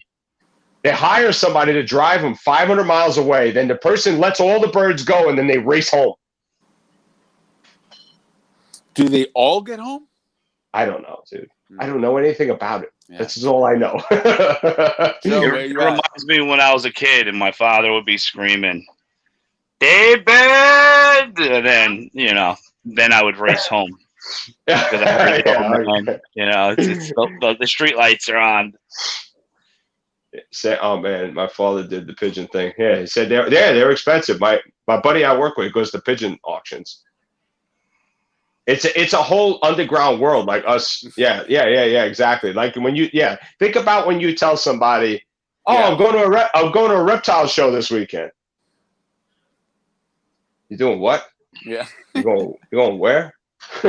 What's the when you tell people that you have, you know, more than 3 snakes in your house. Oh yeah. I got 300. Yeah. What? We were just talking about that last night. About like, I had to get a new router for my internet. So when I had Spectrum come to my house, I stopped the guy out front. I was just like, I was like, so you afraid of snakes? Like, no, man, I'm not afraid. I'm like, oh, perfect. Wow, how many snakes you got? I wonder what was going through his head, by the way. Yeah. Wow. He's probably like, yo, this fucking guy is weird. Yeah. It was even worse the time when I first moved back up here, and they had to go into the basement, which is the rodent breeding facility. So I'm like, I'm just warning you. There's a couple of rats in my side. Hey, running free. I'm like, no, they're in tubs, and the guy was fascinated. And then it turned into one of those. He wouldn't fucking leave. You know, he was like, so what do you breed here? African soft fur rats? What is that? And I'm showing him all the different things. It's a double-edged sword, though. You said you had a situation yourself, right, Sal? That they want to see all your animals. Oh yeah, I had 2 lawyers here, like giddy little girls, dude. Oh, all right, no, I shouldn't. They were very giddy, and they didn't want to leave. They were in here taking pictures, and the one guy was actually like, he goes, I refinanced my house, and the comment that I made, he had complimented my wife and said, because he saw my 3 dogs in the backyard, he goes, "You have dogs?" And we said, "Yeah." He goes, "Man, your house is so immaculate. I wouldn't even know you had dogs." I said, "Well, thank you." My wife was all happy, you know, and I said, "Well, thank you, but if you knew what else I had, you would be like, wow, this is crazy, you know." And then I brought him and the other guy into the snake room. Oh, I couldn't get rid of him, just like Gino said. And the one guy was actually like, he was holding snakes, right? And then he was looking at the picture and he goes, no, you got to redo that picture. That was a bad angle. I'm like, okay. I was like, all right, no problem, guy. He's like, you know, so, but it was fun, man. I loved it. It was a lot of fun. But yeah, people like, holy shit, you know? All right, so you have a zoo over there, Chino. Yeah, you had to highlight that. Yeah. You have a zoo over there. People come over your house. I mean, you probably would never be able to get rid of them. We call it the De Leon Zoo. Right. And it's great because Mario has like a whole entrance thing. He's like, "Welcome to the DeLeon Zoo. Would you like to take a tour?" And it's cool. I mean, like one of my good customers, this girl Amanda. She bought a few heavy hitting snakes from me, and she comes by for rodents. I provide rodents for 10 snakes that only eat live. She's like, I got to bring my son here. Like her son is into everything. I geckos, snakes, tarantulas. Never seen a lychee in person. Everyone loves the lychee. There's just I love those things. Massive gecko, you know. Oh, dude, it's like a little raptor, man. I love those things. And they almost left with a bunny because now the bunnies is a very popular exhibit at the DeLeon Zoo. Those red-eyed bunnies you have are scary looking. But they taste good. I bet they do. John, you should have heard. I naively asked this question last night. I felt like I got left hooked. I was like, "What do you do?" I was like, "What do you do with them rabbits?" He's like, "Fucking eat them." So you haven't heard? Did he finally let you know about discount chicken? Yeah, we heard that. I heard the discount chicken story. I was like, hey, man, I was like, that's fantastic, but I just didn't expect that answer. Yeah, I heard the discount chicken story, by the way. It's so great. When I do my stand up, I'm gonna actually try to, once COVID's done, I think I may attempt to do open mic live comedy thing. We got I don't know where you find the time to live your life the way you do. You do so much. I don't sleep. Impressive. You see the bags under my eyes? Those are natural. It's not He doesn't. very much. He really doesn't sleep because ever since we have been developing a bit of a friendship and talking on the phone, I work midnight, so I expect the whole world is sleeping. Not him. We're on the phone until 2:00 in the morning, and I'm over there trying. I'm over there like I want to be sensitive to his time, and he's like, "Nah, don't worry about it, man. I don't sleep. I'm an insomniac." Probably sleeps with the Bluetooth in his ear. No, you know what? The Bluetooth eventually dies, so it's got to charge. That's true. That's true. I hope that doesn't happen. I hope that doesn't happen to me because I know these two that I have in my ears, they're shitty. I hope they don't die. Are those? Those are not the ones you ran through. You accidentally ran through the laundry. Are those the ones, or those are different ones? Nah, this is them. And they're acting good today. Yeah, they're all right. Yeah. Yeah. I love my Jabra, man. My Jabra 45. The damn thing is like perfect. And my ear doesn't get sore either. That's what these are. That's what these are. These are Jabra Elites. Yeah. What about a barbecue? Yeah. Oh, what about the barbecue? Oh, you mean for the bunnies? I don't know what Samson's saying. Or we're gonna do a New York barbecue. Yeah. So yeah, the guys. Do you guys listen to a lot of podcasts? Because I do. I'm a nerd. So I know. I know. Yeah. Do you listen to Morelia Python Radio? I've heard it. Yeah, I've looked for all the snake, all the different snake podcasts that are out there. So I've heard an episode or two. You know, they definitely speak about things that I don't know about. So they're not grabbing me all the time. But you guys would love it, I'm sure, because you're into all these different species. I love it, not just because of the snakes, but I don't know why. I love it. But they do this thing called Carpet Fest. Mm-hmm. You ever hear of it? Yeah, I have. Carpet Fest. Yeah. So that would be something that'd be pretty cool. Like I don't know what you would call it because with ball python with ball in the title, everybody would have a lot of fun with that. A different category of people. That's exactly. Yeah. I give a fuck. I'll say it. Yeah. We'll have Jose leading the charge with the grab your balls and forget about it. We'll be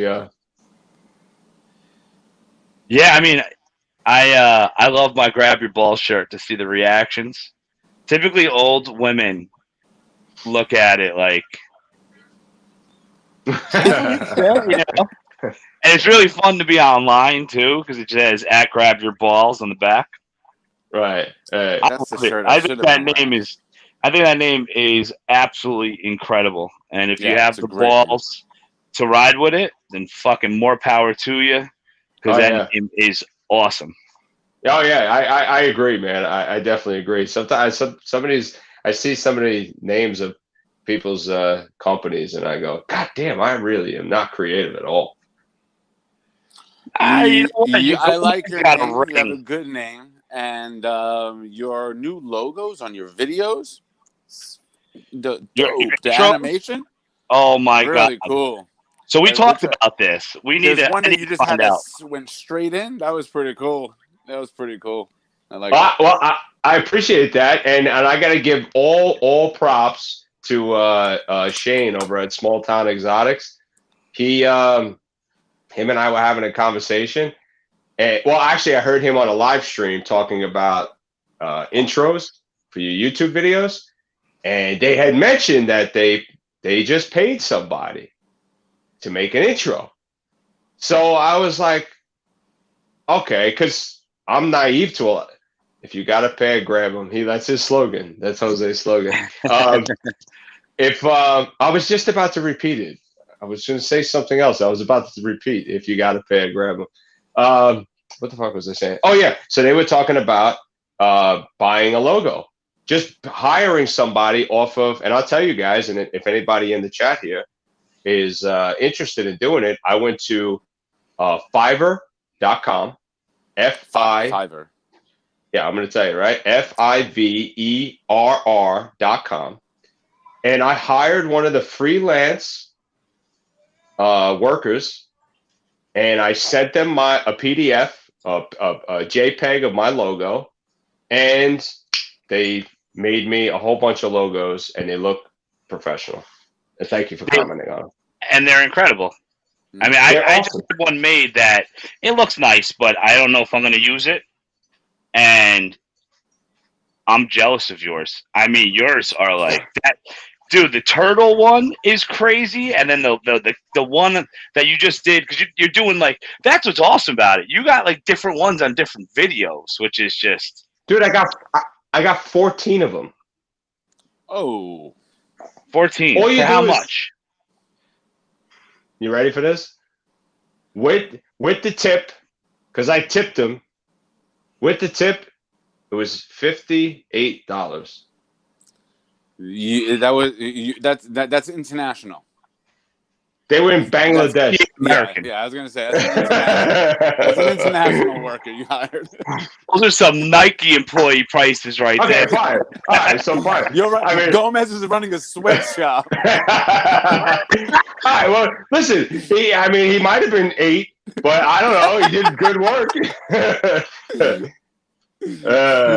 Good dude, quality. I mean, it was work. I mean, you know what, Shane.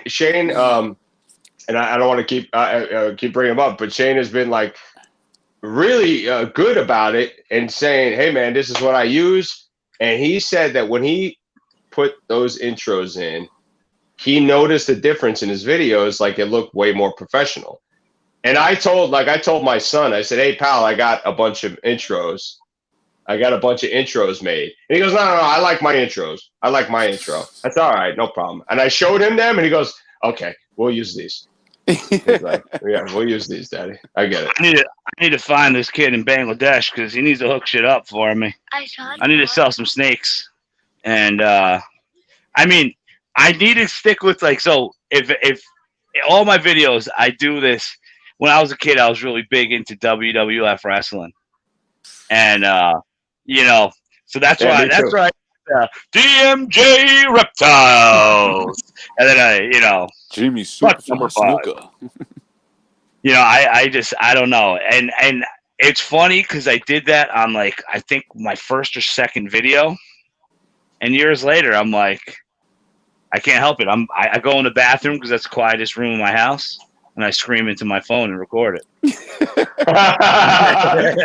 hey, there's good acoustics. Yeah, see, there's a good acoustics. That's the old school '90s rap. That's what they used to do, right? That's like the old school guy, right. Wu-Tang, Method Man, all the guys used to go in the shower in the bathroom in their apartment and rap in there because of the acoustics.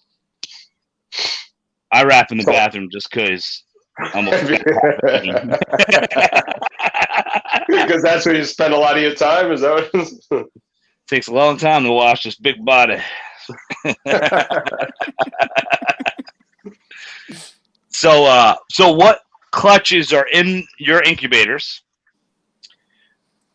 and what do they do? Go ahead, John. Oh yeah, I'm putting you guys on the Go spot. ahead, because I'm actually gonna pause and go to the bathroom. Oh, all right. We got a weak bladder here. Yeah, see, I peed at 7:58. So I was Yeah. I think you and I were pissing at the exact same time. yeah.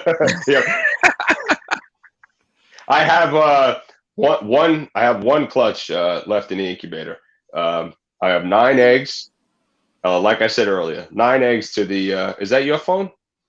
What does that mean? No, I'm on Do Not Disturb. So I've got 9 eggs left in the incubator, and those are from candy het pie to double het candy pie.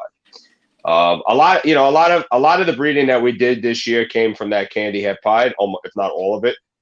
But it was really more for preparing for our future here and trying to make some other stuff to build for the future. Because I bought a lot of snakes this year too. So, but that's what I got left in my incubator. I got 1 clutch right now. And I got these, and by the way, I got these awesome new sim containers to use for incubating. Am I centered on this? Yeah, right. I did with the centering. Because I was like, wait a minute, I'm all the way to the right. Right. I keep drifting one way or the other. Let's try 3 people on Fiverr for a logo. First try on IG. I got the one I have now. Hey, listen. Some people I don't know. I think maybe he's saying that he had bad luck with Fiverr. I don't know. I had good luck. I'm not endorsing them. I'm not telling you to go use them. I'm just telling you where I got it. What was I saying? Right. So that's it. What do you got left in your incubator? I have a awesome clutch that I'm looking forward to because my first year of this pairing, I produced some crazy animals. It's a Enchi spider stinger bee. Yep. And I bred the same pairing and one of the children to the mom. So I bred the Enchi lemon blast. So Enchi lemon blast to Enchi spider because I love super Enchi. And then for shits and giggles, even though this Enchi lemon blast bred to a 2,500 gram pastel at 325 grams, which is incredible. Okay, so I'm hoping that happens for me this year. By the way, I don't condone it, but I'm hoping it happens. So go ahead. Anyway, fucking condone that shit. I've heard the consequences because if the female runs and starts dragging the male while his shit's in there, you can actually rip hemipins off. That's not good. I've heard about that.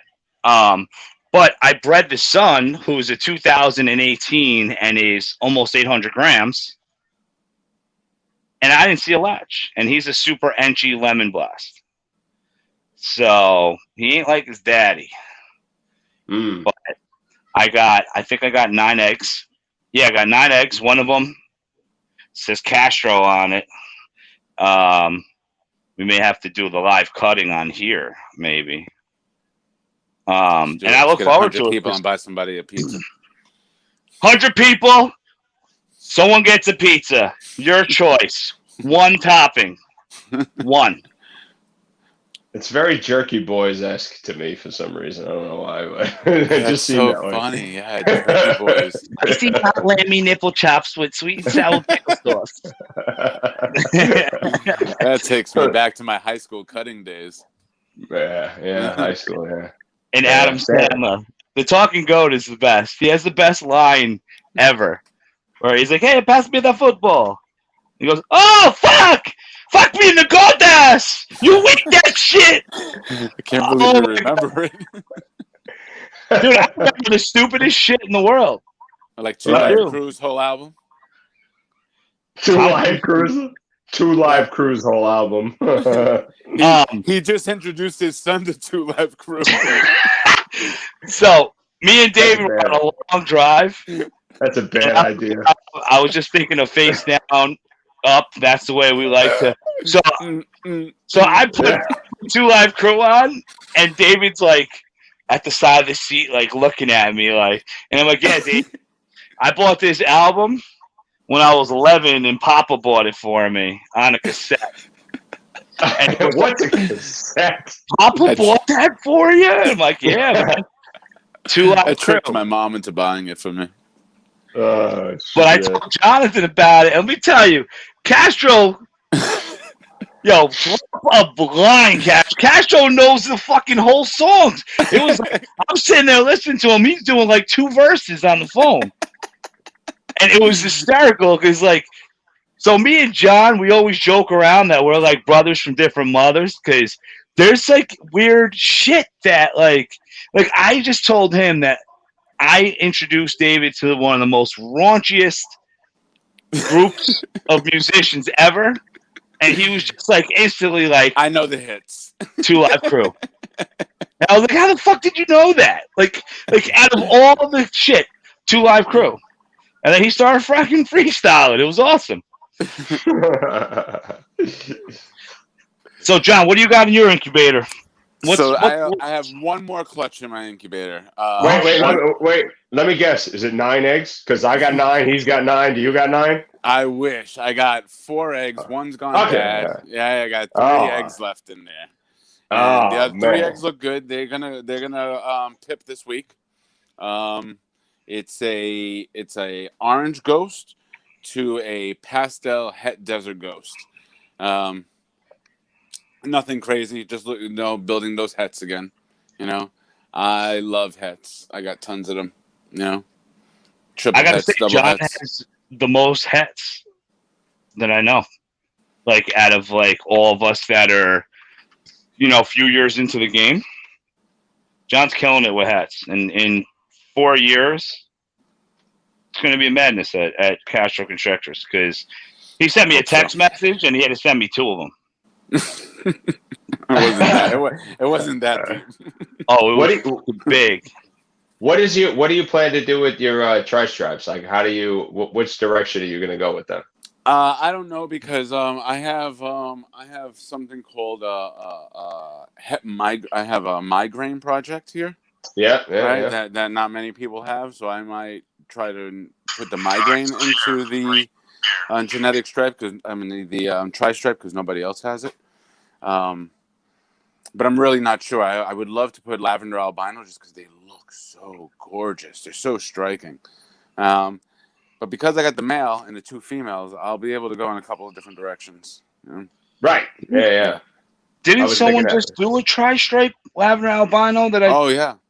I feel like I just saw a video of somebody posting it, and it was cool. I'm not sure who it was, but it's gorgeous. The tri-stripe's really nice. There's just a lot of the pattern allows for a lot of contrast. The pattern allows for a breaking up and not so much the convoluted loops and hoops that come on the pattern, but keeping something more streamlined, but adding more bars to it than like a genetic stripe or a pinstripe. There just starts to be more going on. Right. That's what I got. Yeah. And the bars. I agree. Hey, yeah, Jose, thank you, bud. Hit the thumbs up. If everybody's in or on the way out, right? That's what Justin and Iron Dog say all the time. Oh, and just another reminder, you got to follow Castro Constrictors and Gomez Pythons on YouTube. We're going to keep these going, and next week when you tune in, we're going to be on Gomez Pythons. We got to get some subscribers for everyone because they're close. They're building, and I'm about to hit 1,000 on Instagram. I'm really excited about. It's big. Awesome. It should happen like this week. It's awesome, the best one. Is 1,000. Yeah. Sweet. The 1,000 when you hit the 4 digits is now it's. I just hit 2,300 that I'm proud of. Awesome. But I'm like, I don't want to be that fucking weirdo that posts every 100 that they get. Right. I agree. Again, like I don't want to knock anybody, but you do what works best for you. Is all I want to say. Milestones, whatever your Right. milestones are. Right. I'm waiting for that 3K.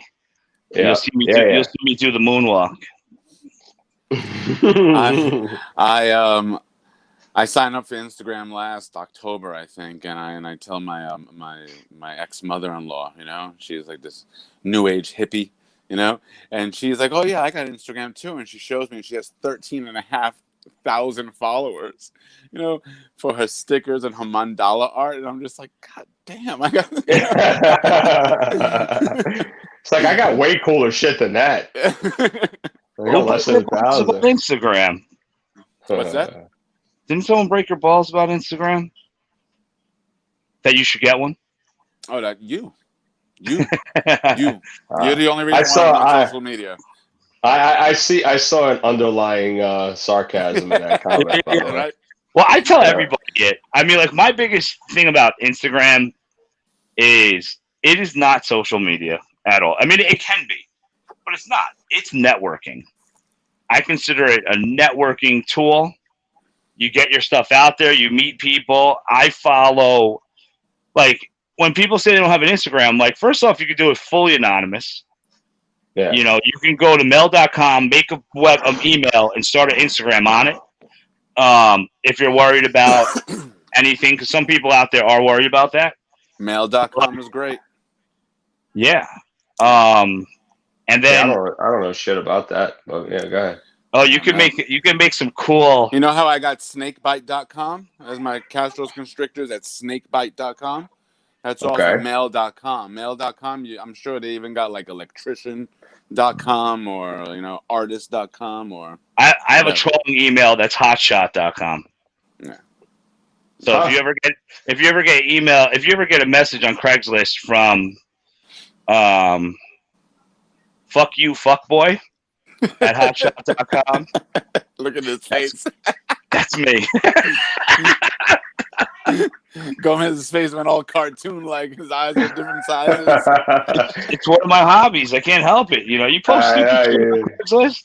Looking for pigeons. I'm gonna ask you: are you eating these pigeons? and then really enjoy the fucking 200-word response saying like, "No, I rescue injured ones," and I can't even believe people respond to you. I see emails and shit like that. I just delete them. I don't even. I don't have time to read that shit. I'm just delete. Yeah. Delete. Keep going. I'm dead. I probably have about 30,000 emails because I don't think I've deleted a message in 15 years. Yeah, I'm about to hit 9,000. And I'm like, oh, I gotta fucking erase these things. I gotta spend a Sunday all day long and erase them. No, just one button. Select all, delete. See, I do it from my phone, so I don't have that. And then I can't do that. I feel like there may be something in there. You don't need it. How I feel. If you haven't used it for many years, you don't need it. That right there, what you just said, Gomez, man, that is brilliant. And if you can live by that, that's why you have a pristine home. That's why you have a pristine home. Bro, let me tell you something. I throw everything away. To the point where sometimes I'll go, whatever happened to that thing? And my wife, I see her give me this sideways look like, you threw it away. And I was like, oh, yeah, all right. Hey, sometimes that happens when you do that. But everything's gone. If I haven't touched it or used it in a year and I still see it, I'm like, it's gone. Goodbye. Oh, see, Gomez doesn't have any old underwear. He doesn't have any old T-shirt. Goodbye. That's it. It goes to the garage, and if it becomes a rag for the lawnmower, and then once it becomes a rag for the lawnmower, it goes in the garbage. Oh, it's amazing. I wish. I'm jealous. That's why I have an attic full of shit. Literally. Hey, so I want to get back to what we were talking about with that tri-stripe project. Have people is there leopard in tri-stripe? That would be cool. Is there Enchi in tri-stripe? Is there? Because Tri-Stripes has been around a long time. It I has think been. like the Snake Keeper is the originator, right? Is that what it was? Dan and Colette Sutherland? I believe that's who it was. That's who I heard it was. You know, just not the I name, don't but know. as Snake Keeper. I could be wrong. Yeah, Snake Keeper is Dan and Colette Sutherland. Yep. I think it could be, but I love it, man. I really do, and I really do like it. That would be a crazy combination, I gotta say, because you know that's what I see in Tri-Stripe. I see similarities to leopard, like the way the body pattern is. I mean, obviously not the stripes, but I do see similarities. So I think that would be a freaking awesome combination. Because I don't know, to my eye, like a tri-stripe sometimes looks like an Enchi leopard clown, right? But you get the tri-stripe's just cooler. I don't know. I have to see the pictures. Yeah, I probably sound like a moron right now, but I mean, have you even looked at like the simpler things, like lesser tri-stripe, or you know? Oh yes, I saw. They're gorgeous.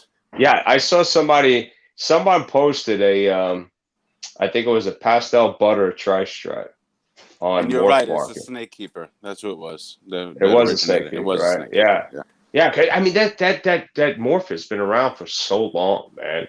It's crazy. That's when you really have to sit back and think how long it actually does take for a project to really stick and take off. Oh yeah, I would say easily a decade, and it has to be in the right hands as well. Yeah, well, that's the thing, right? It has to be in the right hands. It's got to be in Justin's hands. I give Justin Kabelko a lot of credit because yeah. He, I mean, spot nose, for example. So I got into spot nose because of Ben Rennick. Ben Rennick was very big with the fire spot nose pinstripe combos, and I actually bought a fire spot nose pinstripe that is a Ben Rennick snake. That was right after he was savagely murdered by his fucking wife.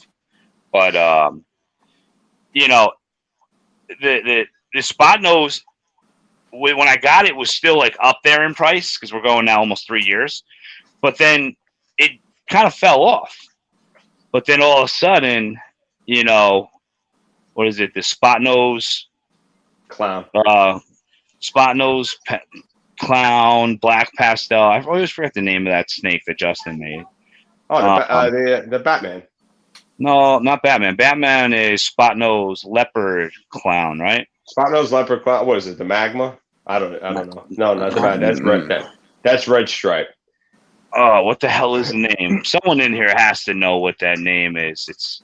I don't know. Dark Knight. No. I was a fucking spot nose. What? Spot nose. What? Spot nose, red stripe, black pastel clown. It's called the something. The Pompeii. Pompeii. Yeah, there you go. So the Pompeii, this is something that he did with working with old fucking jeans that were worth shit. Like that's incredible. Yeah, that's incredible. But he named it an awesome name, the Pompeii. So when I got my genetic stripes, a few years ago, and I picked them up for dirt cheap. Pompeii and Marino. Yeah, I got the pair for $225 visual. You know, there were tons of them at the White Plains show. You know, and now I just feel like he mentioned using genetic stripe, and it's back. The price of those are going to go up. You know? Yeah, but I think Ozzy's really spearheaded that project too, though. That's genetic stripe. Oh, did he? Did the genetic stripe clown? I see a lot of that coming from him. Mm-hmm. Me and Castro talked about. So we were talking probably a little bit over a year ago about different recessive combos to go with. And remember that I was sitting in my car. We were talking about it. That we were like, oh, I wonder wonder what a genetic stripe clown will look, just because they both do dorsal influence. Right. And we both looked it up, and we both were like, "Holy shit! Look at this animal!" Like, baffled. Who would think that those two combos with their influence on the dorsal would create an outcome like that? Yeah, it's nuts. Either one of you happen to see Garrick DeMeyer's video today? Not today. No. Oh, yeah, you should see that. I'm a big fan of his. I have a couple of his snakes. Yep. I do as well. Actually, he's got great animals, and he produced a genetic stripe clown banana enchi, I believe. Genetic stripe clown banana. Oh, that's Dude, glows. imagine. Glows. Yeah. Really, really awesome. Yep. You know what I'm surprised about with the genetic stripe? So it seemed like 4 years ago, every single fucking breeder in the world was making banana het genetic stripes. It seems like at White Plains, for example, it seems like every table had a banana het genetic stripe. But you don't see a lot of banana genetic stripes around. I have a banana, female banana genetic stripe spider. Yeah, which is the patternless fucking beauty. It's not patternless. Oh, I thought it's patternless. Patternless. It has a dorsal, but the rest of the body was washed out, wasn't it? There's whites coming up the side, like a spider would have the whites. Okay. Yeah. No. But it seems like there'd be so much more, just because it just seemed like every table had banana genetic stripe. Mm-hmm. Oh, hey, get out! I love G stripe, man. I've loved it forever. I always love it. I really like G stripe. You used to work with it back in the day, right? Yeah. I actually hatched one out when it was like many thousands of dollars. I hatched one out. It was a combined project with myself and a friend of mine. And I hatched that snake out in a friggin' incubator that I built out of plywood and tough art insulation. Yeah. Oh, what is that? What is that? Orange Ghost? Cinnamon genetic stripe? What is that? Mojave Orange Ghost genetic stripe. Oh, I was close.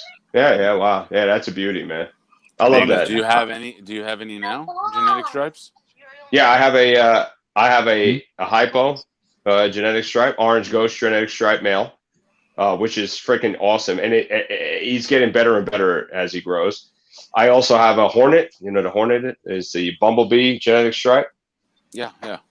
Yep, that's a female. And then I have, which is the awesome animal, which is posset genetic stripe.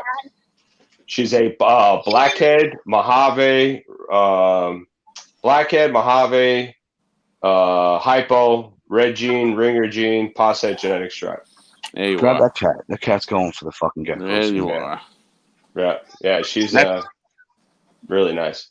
That's what you got in common with Shane, because that's what got Shane back into the into the snake world, was the genetic stripe. Yeah, the G stripe. Yep. I'll show you. The one that I got here. I just got bit, by the way. Are we showing off G stripes? He's a good eater. Yeah, but he just fucking bit me. He's hungry. You see? Oh my god, you need stitches. Yeah, he just bit me. Yeah. I just got bit, That's Jen. nice. Look at all that patterning on the side, man. That's great. That's nice. This came from Mike at Nice Balls. Mike's a really good guy. Yeah. I like Mike. Mike and I go way back, man, from when we used to have the Reptile Center here on Long Island in Center Ridge. You guys familiar with that? Nope. Oh yeah. I'm not I've worked in Long Island. I did security there for a little bit, and I used to go to East Hampton once in a while. But that's pretty much my full extent of experience in Long Island. Oh, okay. I'm Bridge and Tunnel. I grew up right by White Plains. So. Bridge and Tunnel, yeah. Bridge and Tunnel. Pompeii. I actually made one of the back to that question before about what was your largest snake purchase. I made one just 24 hours ago. What'd you buy? And I got a chocolate clown male. Oh, you're jumping into that, huh? Oh, that's Cho- a hot fucking item right now. chocolate So clown mail. yeah, yeah. Nice. So here's the funny thing about that was I have a few females that I'm raising up ready to breed for next year, and over the last few months, I started thinking about what I was going to pair to them, what animal I was going to buy, and I'm waiting for the right one, and I wanted something sugar, calico, chocolate. I wanted something that was different than the red stripe and You're not gonna put that beam small? what everybody else is doing, So I wanted a blackhead clown, a chocolate clown. And then I saw Justin post. I bought it from Justin. I saw him post a male the other day, and I was like, "Huh, that's a good snake." Well, I went and I bought it, and then a couple hours later, I'm thumbing through Instagram, and I come across Justin's stories, and he's got a snake in his hand, and over the snake is the words that say the chocolate clown. The chocolate clown project is about to get really scarce. And it said hashtag super chocolate clown. And then he put a video out of the super chocolate clown. And I didn't see the video.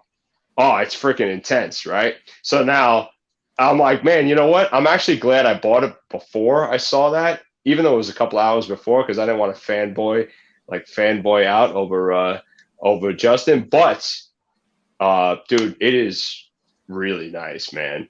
And I didn't even realize, did you guys know? And I knew this, but it really wasn't on my radar, that chocolate and spot nose are allelic. Are they? Did you know that? I didn't know Yeah. that. Yeah, chocolate spot nose clown is the Dark Knight. I said, Jose, So wow, it's Gomez. really hard to make. So you can't. It's really hard to make that then. So no, you can make the Dark Knight. The Dark Knight is a chocolate spot nose clown. What you can't make is a super chocolate spot nose clown or a super spot nose chocolate clown. So you can't have a double super because they're allelic, right? So you can only make one super or the other. You can't make like a super Dark Knight. But the Dark Knight is really impressive. That's why I'm stacked on super chocolate females. David Seuss, dude, I'm telling you, man, I've been eyeballing the chocolate gene for a while, and I've wanted it. And then finally, it was in my truck in the middle of the night. It was like 3:00 in the morning. I messaged Justin about the animal earlier in the day, and then I said, let me think on it. And it was like 3:00 in the morning. I said, fuck it, hit the PayPal button and buy it. And then I saw that. Yes, Jose, I was going to tell you before when we were talking, but I totally forgot because we were talking about the other stuff. After seeing what super chocolate looks like, I have the ingredients to make it. So, do you follow A&M? A&M. What is it? A&M. Is it not? Why am I going to? A&M Reptiles. Sorry, I finished the bottle of wine, so I'm a little. Now my memory. Now I'm not going to be as on the spot because I haven't had a drink in about 3 months. But A&M Reptiles, he bred all of his snakes, and then he bought a proven breeder, GHI chocolate het hypo, and he was like, "Dude, here, take it. I want a female." So I was able to get 3 clutches. One of them sucked because it was one fertile egg.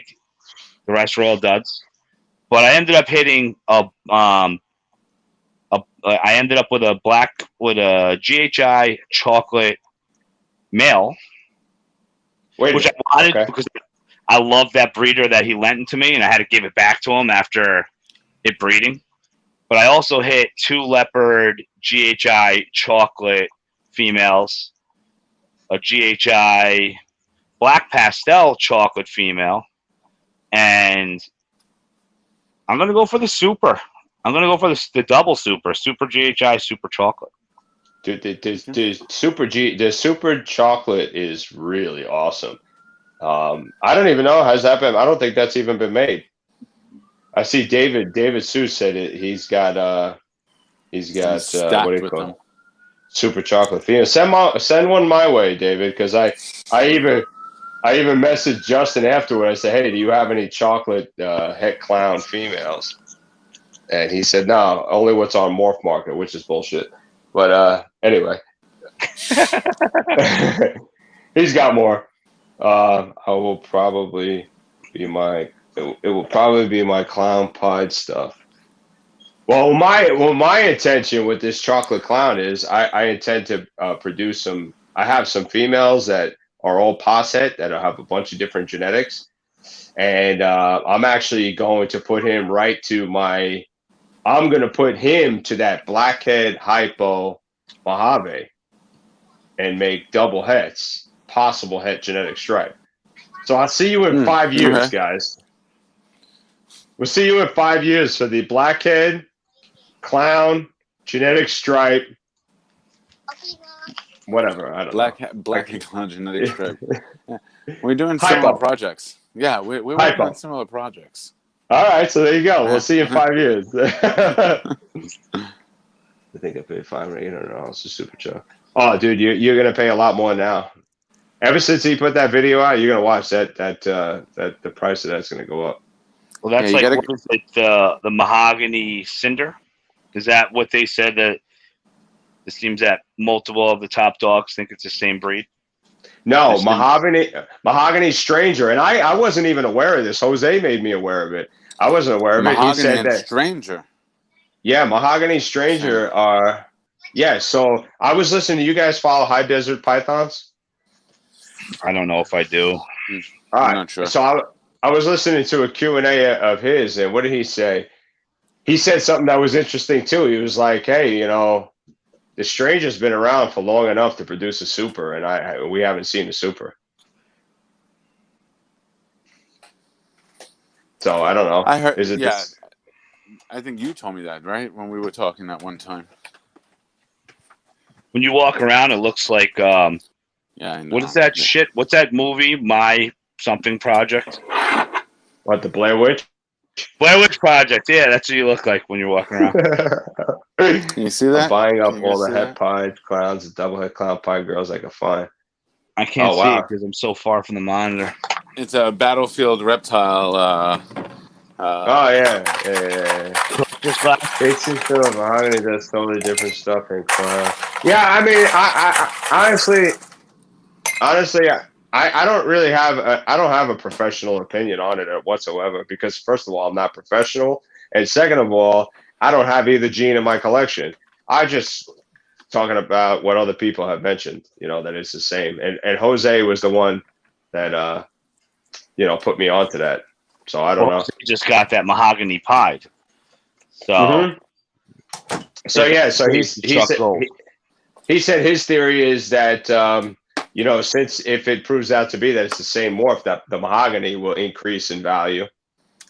You know, which is probably the right way to feel about it. You know. Yeah. I really don't know. I mean, I don't know at all. I mean, regardless, mahogany is a great morph to work with. It's something I wish I had in my collection. Yeah. I sometimes feel like we just create drama around these things. I mean, it's a fucking ball python morph. I mean, really, it's just if it's cool, it's cool. There's no drama. It's just it's cool. So if you want it, keep it. Yeah. Oh, what's the mixologist doing over there? Cheers, guys. Cheers. We have an old fashioned? No, just a regular little High West whiskey, double rye. It's so funny because whenever you do something like anyone getting used to the way the camera is, kind of like, yeah. I know. It's because it's all opposite. It's opposite. Yeah, it's all opposite. Everything's the opposite. But it's opposite, but it says everything normal in the background. That's where the mind fuck is. Yeah, you know what? You're right. I'm not even going to begin to try and process what you just said because it's not going to happen. So forget it. It's not going to happen. I can't drink whiskey like that, man. I can't drink it on ice. I hate it on ice. Oh, really? No, yeah, I like it on ice. Or else, it's got to be. I get wild and I start hunting for other people's girlfriends. Castros, the girl slayer. Not really, but okay. Russo clowns are going to I be feel super. like I got to Dude, show off a genetic stripe. I agree, man. I agree about the Russo clown. Russo clowns are going to be a super hot too once more genes are added. Dude, the Russo clown is awesome. And not only the Russo, but what do you think? I don't give a fuck. Do whatever the fuck you want. Just go away from me. Fucking Bluetooth picks up everything, but What you don't was that? So for the last like 15 minutes, the fucking kids have been just like trying to like get me to lip read them like to the right of me, and I'm like, so you can't see it. Maybe you see my shoulder. So when my shoulder's going like this is me going, go away. You know, like, okay. I just heard some. I heard some voice in my ear, and I'm like, it sounds like Castros saying it, but it looks like fucking Cheeto saying it. no, I didn't know what was going on for a minute there. So like you can't see because you know how it is. Like right now, it's cut off near you. These fucking kids are like a foot away from my head, trying to like get me to lip read them. That's This so is like great. a try. That's why I was just like, just get the fuck away from me and do whatever you want. I don't care. Don't kill each other. Play video games. Leave me alone. Hey, David. Hey, David Seuss. How about the disco clown? You guys see the disco clown? Look at Chino's face stuck like that. We're all stuck. What happened? What'd you do, Chino? I'm not stuck. You're stuck. Yeah, neither am I. Everyone's stuck on my phone. Really? No. It's your Long Island connection. It That's must what it be my is. shitty. I think you know what it is. My son's friend is sleeping over. They must have all hit the Wi-Fi at once.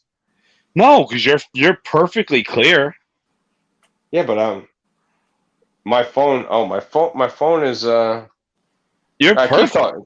I'll figure it out. Keep talking, guys. Go ahead. I mean, we could always, if you are frozen on your end, we can.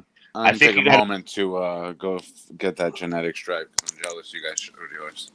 David doesn't like the disco clown at all. Oh shit! Then I saw the disco clown. Yeah. Okay. There you go. He's out, and maybe he's gonna come back in. Oh, it's just the two of us. Just the two of us. It's got intimate. We can make it if we try. We switched spots. Oh! Yeah, we're like, Yeah. who's the cream filling right now? Sure. Wait, now I have to adjust the camera angle here. I got to get Gomez Pythons in the background. So look we're at all this one. fucked up now. So, there you go. Yeah, it's the blackhead. That's the blackhead genetic stripe, right? Super blackhead. Super blackhead, pastel genetic stripe. Yeah, I remember helping you pick that one out. yeah. We're watching. That's right. So- That's right. So when Castro got interest in the super blackhead, I was getting like multiple text messages a day of different snakes to decide. And I think we narrowed it down to that one. I think there was one that was super blackhead, black pastel, possible head pied. Yeah, there was something else. Yeah, there was some cool ones. But he was on a mission, and within a week, he made it happen. Yeah. Not I bad. wanted it. That bottle of wine's going through me. I'll be right back. Hey, That when was you that want was some, Yeah. go ahead. You can talk. No, that go. was picked up. That was picked up this year, and he's a beast, man. He never misses a meal. He's he's growing nice and large. Yeah. I also picked up another super blackhead female as well. Orange dude, and yellow belly. Oh yeah, wow, yeah. I think I've seen that. It's like that's another gene. It's like I have to have more of is the blackhead gene. Yeah. Yeah, it goes well with so many different morphs. You can Yeah, go so many. light, you can go dark. Yep. So Brock Wagner produced a whole bunch of blackhead candies, and that I wanted to buy one, and I was messaging him about buying one, but then this chocolate clown came up, so the funds had to go in different directions. Mm-hmm. Blackhead is awesome. I need some of that too. David said I picked up a blackhead calico girl and then a pastel butter blackhead. Well, with 150 females that you bought this year, David Seuss, I'm pretty sure you got like one of every gene in there somewhere, right? David, you got 150 girls? Ooh. I think earlier in this he said that, but I then I saw disco. So David, do you like the disco or not? Because the Russo clown is really awesome, man. That snake is awesome. I feel like I have to have one. I have a disco. I produced a Russo. I produced bananas with Russo in it. He said not really. Yeah. Russo's nice, man. Really nice. Vinny Meyer. We gotta have Vinny Meyer as a guest. We gotta get him in here too. Vincent Meyer over there, VIP Morphs. You don't wow, hey, what's up, man? Jesus, you guys are going strong. talking? 2.5 hours, man. It's not. Is it really 2.5 hours? Yeah. Yeah. Holy shit. So you want to hear about my disco stuff since you guys are talking about it? Yep. Sure. I bought a disco Enchi Orange Ghost. And disco Enchi Orange Ghost. All right. That's very orange. I got to figure out what I'm going to do because I don't know if I want to produce more ghosts. Because I think that if I bred the fire black pastel orange ghost to that, it'll be cool. And then I'll have an actual all orange ghost clutch, which I haven't done before. But I don't know if I hit a black pastel orange ghost clown. I think I may just go for introducing that into the double head project because I like disco and I like what it does, especially since disco is what is it? It's very similar to vanilla, right? Vanilla fire, yep. So then you add pastel to that, and it just kind of fucking adds all this blushiness and blushing and breakup and high blushing. I think that'd be pretty awesome introduced into a clown project, let alone a hypo clown project. But I think it all varies on what I produce because I don't know if I want to go head. Right. Gotcha. But I could also breed the pastel clown head hypo to it and then go that route as well and create the double heads as well as visuals. Yep. Okay. HRA crap. Do you mean green pastel or do you mean black back lace? I just learned all about that. HRA black back. Het ready Xanthic. It took me forever. It took me forever to figure that out. By the way, talk about a mind fuck. And then Xanthic, the super form.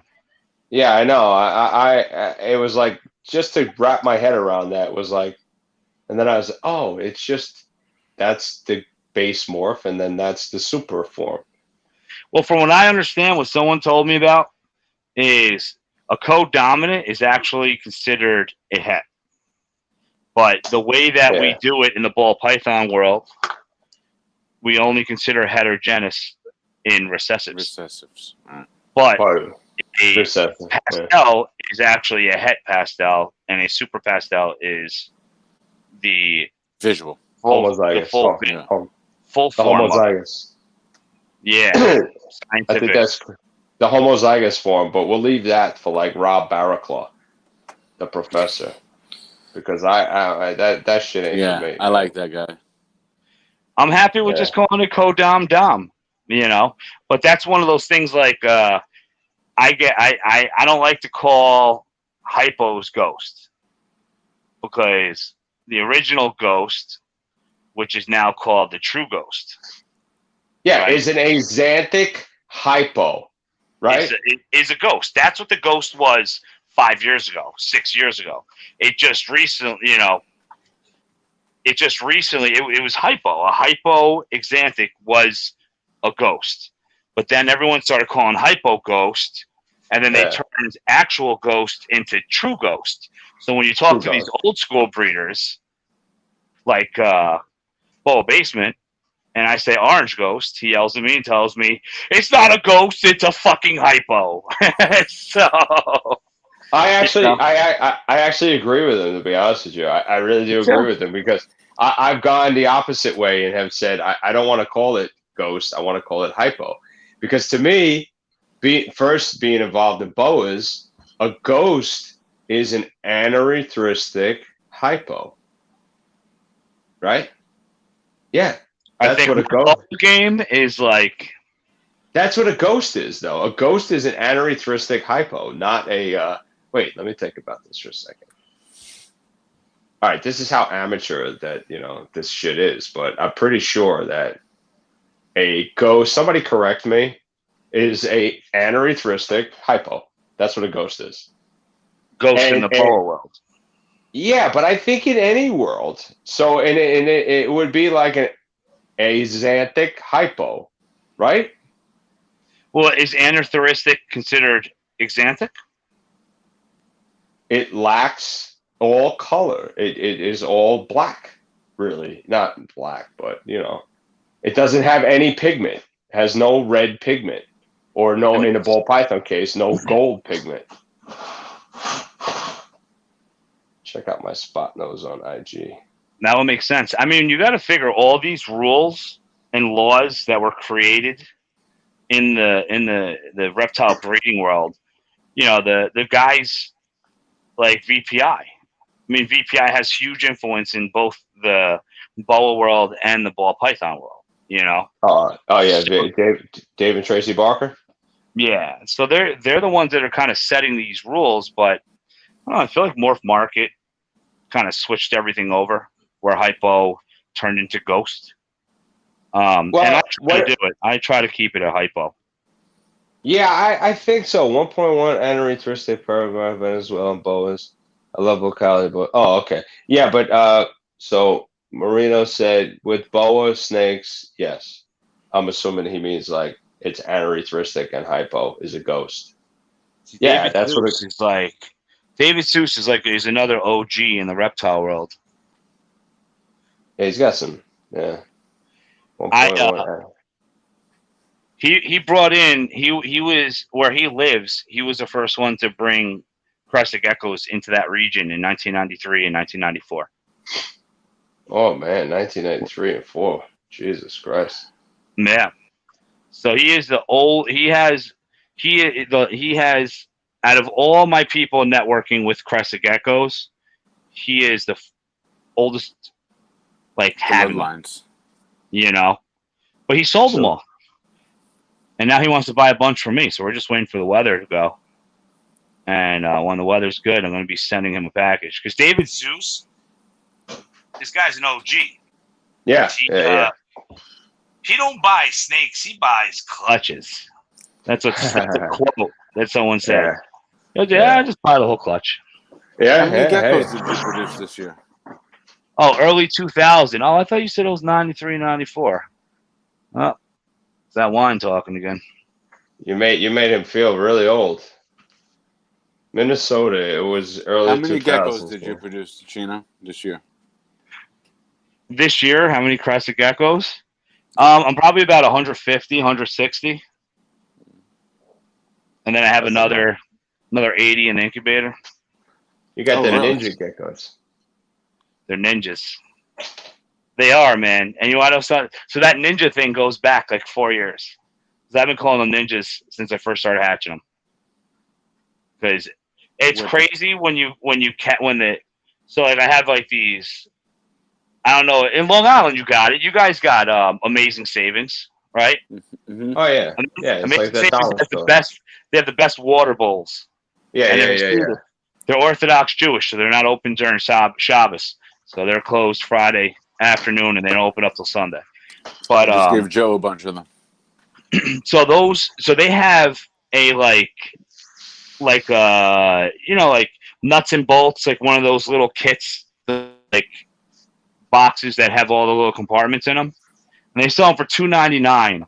That's what you used to hatch your geckos on, all right? That's what I hatch my geckos in, and the crested geckos are funky because like you'll look at them and you're like, all right, they're not going to move, and you'll grab them and they'll fucking play dead. They won't move. And other ones, like they're perfectly still, and then as soon as your hand goes to them, they're fucking out, man. They're like little grasshoppers, man. They're just running and jumping all over the place. So that's where the whole ninja thing started. and I'm learning now that baby lychees are even. I posted a picture of a baby lychee today. It took me 30 tries to get a clear picture out of them because the Oh baby yeah, lychee is like out of its mind. It yeah, goes straight up your arm, up your back, yeah, and then I'm too yeah, to scratch. You were 30 saying that yeah. you were just saying that recently about the snakes when you were trying to take pictures of them, right? That your candies are all over the place. Everything. You got to see what you got to see what it's like here. When I'm trying to take a picture for, I mean, you guys know. I don't Yeah. have to say. It's ridiculous. Trying to get a snake to stay still for it's like I get him out of the tub and I bring him over to where I want him and they're perfectly still. Then as soon as I turn the camera on to take the picture, gone. They go nuts. You got They boop go the snoot. nuts. Yeah, right. I try that, and it doesn't work. Boop and the snoop don't work. I think So- they react to the lens. You think so? I mean, sometimes you look at them because you know what I've noticed with a lot of the when I'm doing feedings and I anything I sell, I feed off of tongs, so it's easier to transition, or I feel it's easier to transition to a frozen thaw that way because they're ready to eat off of tongs. When I'm feeding them off of tongs, I find that they wait to look at the eyes, and when they see the light of the eye, the soul of the eye, they're like, wow, and they go in. And I feel like that happens with the cameras too. When I bring the camera really close to them, they look at the lens, and maybe the lens opens and closes like a pupil, and they Mm-hmm. kind of snap at it sometimes. Yeah, Maybe. I don't know. Maybe you're right. Mine are not snapping. They're just running. Just getting the fuck out of Dodge. Yeah, they're just getting out, man. They don't want. Like my wife will hear me. Are you okay in there? Yeah, I'm okay. Just taking pictures. Just taking pictures. Yeah. Right. That's why sometimes I just resort to video on a snake. Like if you see me post a video, it's usually because I can't get the picture. Oh, all right. You got to screenshot the video. Yeah, but then it never comes out right. I've tried that.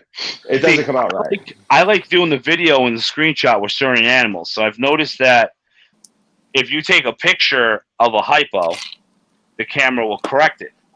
But if you shoot video of a hypo, it doesn't correct the fade. So a lot of my hypo pics, I actually are screenshots of videos. Screenshots of videos. Okay. I've tried it in the past. Maybe I'll have to revisit that. But yeah, I find that a lot. And I actually, in the last video that I did, I'm always concerned about the colors of the candies coming up on the camera. And I've told that, yeah, the colors came up great. And I'm always concerned about it because with my cell phone, it never really captures the colors the right way.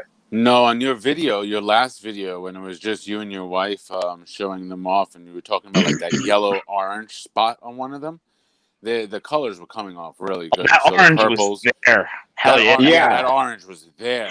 And then the purples were there, the whites were there. It looked really nice. Whatever camera you're using is picking it all up. Right. So, yeah, thanks, because I did notice that. And I was really super disappointed after I did the video because I was like, oh, I felt like it actually came out decent. And then when I watched it back on the camera, I was so disappointed until my son put it on the computer. Then as soon as he put it on the computer, I saw that it wasn't. Guys, name one more for Gene. You guys think people sleep on or are unaware? That question. You know what so I have a note. So I have the little pen. And lately with doing my pictures, I actually have Junior hold the pen because you could push the button on the pen and take the picture. Because when I take my photos, it's naturally dull. Because with the bright lights, the phone accommodates the bright lights and dims it. And then what ends up happening is I shoot it on a tile. And the tile stays bright, but the snake stays dark. So I actually have to adjust the brightness before I shoot the photo. So I adjust the brightness, focus, and then tell Junior to push the button. So that may be a trick with like when you could buy like the buttons to take the pictures. So when you're taking photos, you have someone with you that you can actually tell them to hit the button and then get your shot, because it just seems like you got to kind of like position them, and then you got to like boop the snoot, and then focus picture, you know, and it's impossible to do that. It with is. your fucking hands. You need that Right. extra hand, and Okay. I had success with it with Junior with the pen taking these pictures. I will have to try that for sure. All right, Because so I So get frustrated. we were just asked what gene that we feel was sleeping, that something along those lines. What was it? guys, one more for Gene. You guys Yeah. think people sleep on or are unaware about in the ball python world? I'll give you a couple of my ideas too. So me personally, a hypo. That's funny. A lot of people say to me, like, you know, John knows it. I've been focused on this clown hypo project from the before beginning. it was big. Yeah, Before it was big. I bought breeder size hypos for $60. I bought pastel hypos for $100. Not breeder size, but close. I actually thought he was a little nuts. I was like, what's he doing buying all these hypos for? Yeah. And, you know, I hatched them out and I held back the animals because then, so it kind of weird. It's weird because the way the world works. And like, I have it tattooed on my arm if I can get it in the camera. Fuck, which direction is it? So I have tattooed on my arm. Everything happens for a reason, right? So what happened when I produced all these hypos is I went on Morph Market, just like everybody else, and they produced something. And I'm going, $150. Fuck you! Like, this snake is beautiful. I'm not fucking selling it for $150. I'll hold it back. So I did. I held them back, and now it's like it's getting popular. Hypo clown, hypo pie, Hypo anything almost. hypo anything. It's almost like an ingredient. I mean, like, have you seen the clown hypo desert ghosts? But I mean, with all that popularity, do you think people are sleeping on it still? Not now, but 2 years ago, hell yeah. People were sleeping on them 2 years ago. That's a good point, though, John. Because it's like, what about today? Like now? Because it's amazing how things Because change. Like Genetic Stripe was sleepy last year, and 2 years from now, pretty much everyone's gonna have them in their incubators. Right. Yeah. Oh, yeah. I was thinking the same thing, Chino. I was thinking hypo too. Next year, because all three of us have. I have two. I have the Sable gene, which I think people are sleeping on, and I think the Arroyo gene. Now, yes, I'm biased because I have both of these genes. And you've had Arroyo for a while. Yeah, but the Sable gene, it's a dark gene. Doesn't look like anything crazy. When I put it to the fire, all I have is Sable Fires, Pastel Sable Fires, Pastel Sable Fire entries. And they blew me away. They blew me away, you know? There's a lot of speckling. It just looks different than other things.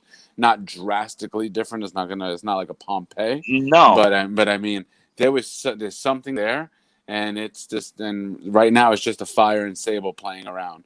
So I'm excited about the Sable gene. And I have so much remorse with that, real quick, before you go to Arroyo.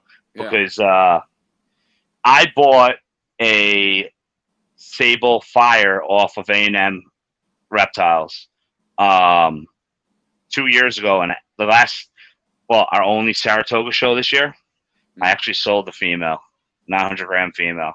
I got out of it. Yeah, and I have seller's remorse a little bit. Because I see your babies, and it's just one of those things. Like, when they're baby, when I got it when it was small, it was so vibrant. And then when it kind of got bigger, it dulled down. I mean, all the markings and all the patterns are there. So, like, knowing that the potential that these animals have is there. But I decided to not to work with it. And now I kind of regret it. Because that snake's still 1,500 grams by now. I mean, at least it's definitely breeder size by now.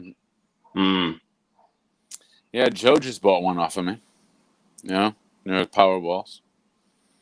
You know, shit. Yeah, Sable's great. I'm excited about it. I think people are sleeping on it. There's You know, I don't see a bunch of things that it's been put into, and not anything recently anyway. So I'm excited about it. The other one is the Arroyo. The Arroyo is another, Codom, and the Rio is the super form. And there's a lot going on with it. I put it to a pastel granite, and I got a beautiful snake. Holds the oranges really nicely, punches them out. The pattern's all wonky. It's a good snake.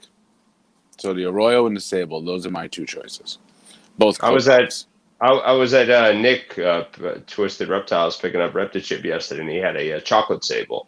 Mm-hmm. Man, I was so. What are you doing with this female? Oh yeah. Like, oh yeah, beautiful. See. Yep. Mm-hmm. Yeah, I like to say like something like a nanny, or even a Huffman.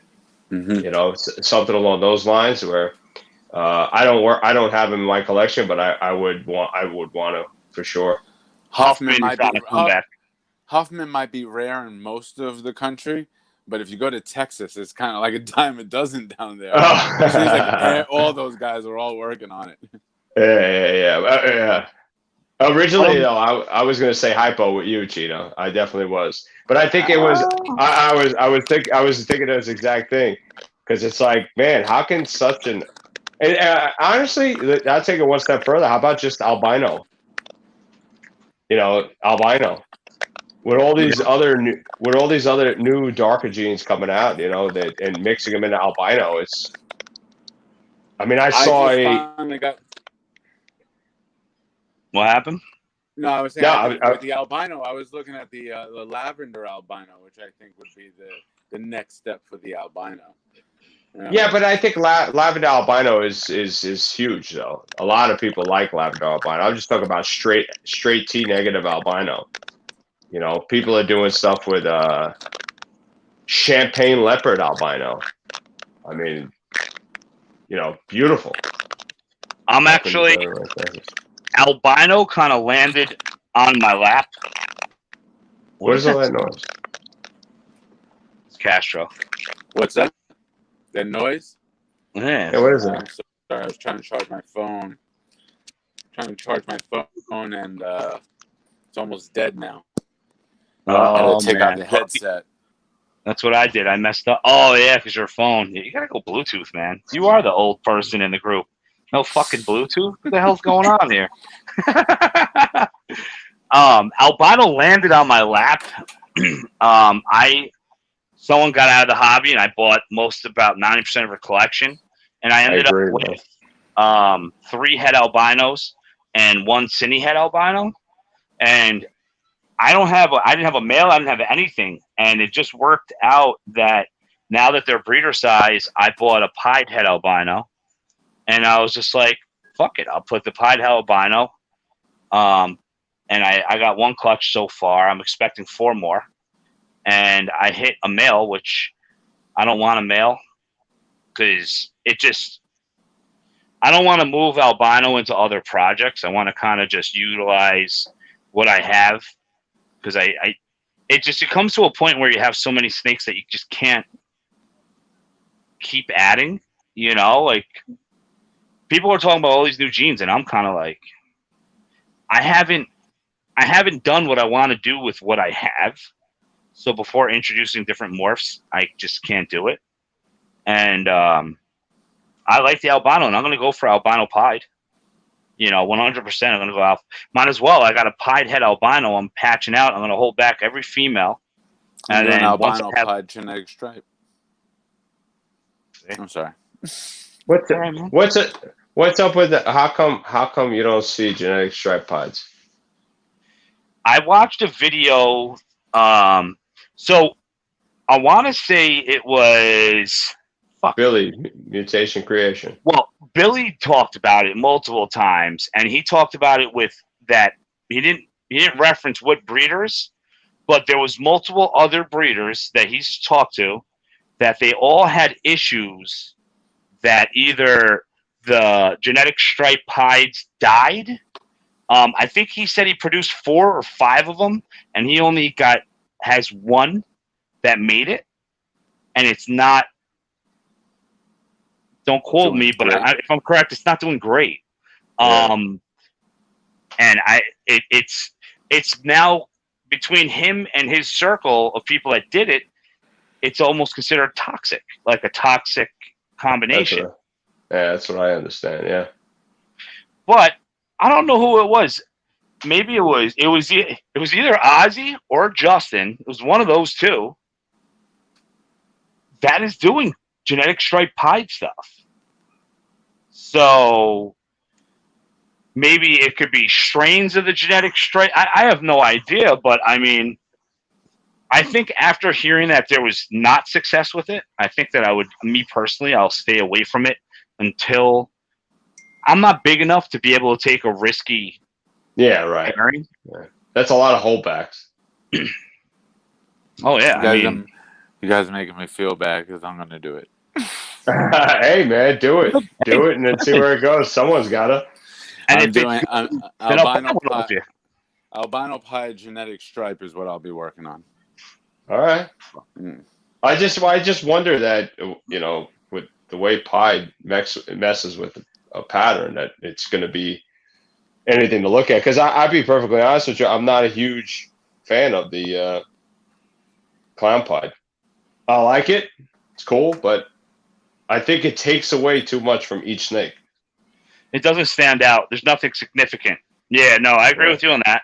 It's not like the comparison. If you compare a clown pied to an axanthic pied, axanthic clown or axanthic pied, and you're like, the axanthic clown is fucking ridiculous. Yeah, it's way different. Yeah. Yep, and then add Orange Dream or something like that to it. Yeah. Nothing toxic about these stripe and pie. Why would you want to add Orange Dream to an axanthic? It's gonna brighten it. Have you seen? Yeah, it can't make it. And Orange Dream, it's one of those morphs. As it gets bigger, it gets better. Yeah, it keeps that steel gray color. I have a pastel Orange Dream that I was telling Chino for months. I was like, I'm just not impressed by it. I don't know what everyone's so. And then all of a sudden, it hit 1,100 grams, and it just. I opened that drawer and I need sunglasses now. It got really bright. Yeah.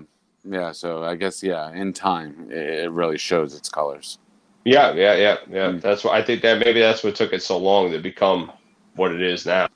Right, because most grab you when they're babies, not when they're older. Yeah. Just when here. Yeah. Yep. But I guess that's what we're all looking for, right? It's something that matures really well. Yeah. Have it 2,500 grams and still glow. Still look good. Yeah, exactly that. Yep. Wow. I just got a notice in my ears here that my Bluetooth is actually, it said battery low. Yeah, my phone is down to 8%. Maybe we should bring it home. I actually have slept 2 hours in the last 36, so I'm starting to get a little tired. Yep, and I gotta head back to work tomorrow at 7 p.m. for the night. I gotta do another double shift into Sunday. Well, you keep us paying for that chocolate. You keep us with electricity. Expensive snake. I'm paying for that chocolate clown is what I'm doing. You keep going out there and being a hero for us. No, please don't. That ain't true at all. Fuck that. No, you turn off our Con Ed as breeders. Don't tell people who I work for. They're start hating me. As breeders, we can't do without them. Yeah, no, dude, I hear you, man. I'm really glad I'm here in New York because the power goes out. We're like, we got it. We'll get it back. We'll get it back. We won't let you go 12 hours without power here. No, you get it back because the Governor Cuomo's up our ass. And I'm the guy who drives that giant generator into your neighborhood. Hey, man, more power to you, man. Bring it in. Keep my snakes warm. Yeah, man. It's not like that upstate. They don't give a fuck. No, let it burn. National Grid ain't like Con Ed, You guys let it burn. But I got a generator for that purpose, Oh yeah, me too. Generator, and then I got a kerosene heater that if shit hits the fan in the winter, then we make the house nice and toasty with that. Sweet, man. So what about out by you, Sal? Do they get on it as fast as they do closer to the city, or is it more like up by Chino? You can go, a day or two without power if it hits. No, they're pretty quick. They're pretty quick out there. Still. Yeah. It used to be back in the day when it was Lipa or Lilco. Back then, forget about it. You sneeze and you're without power for a week.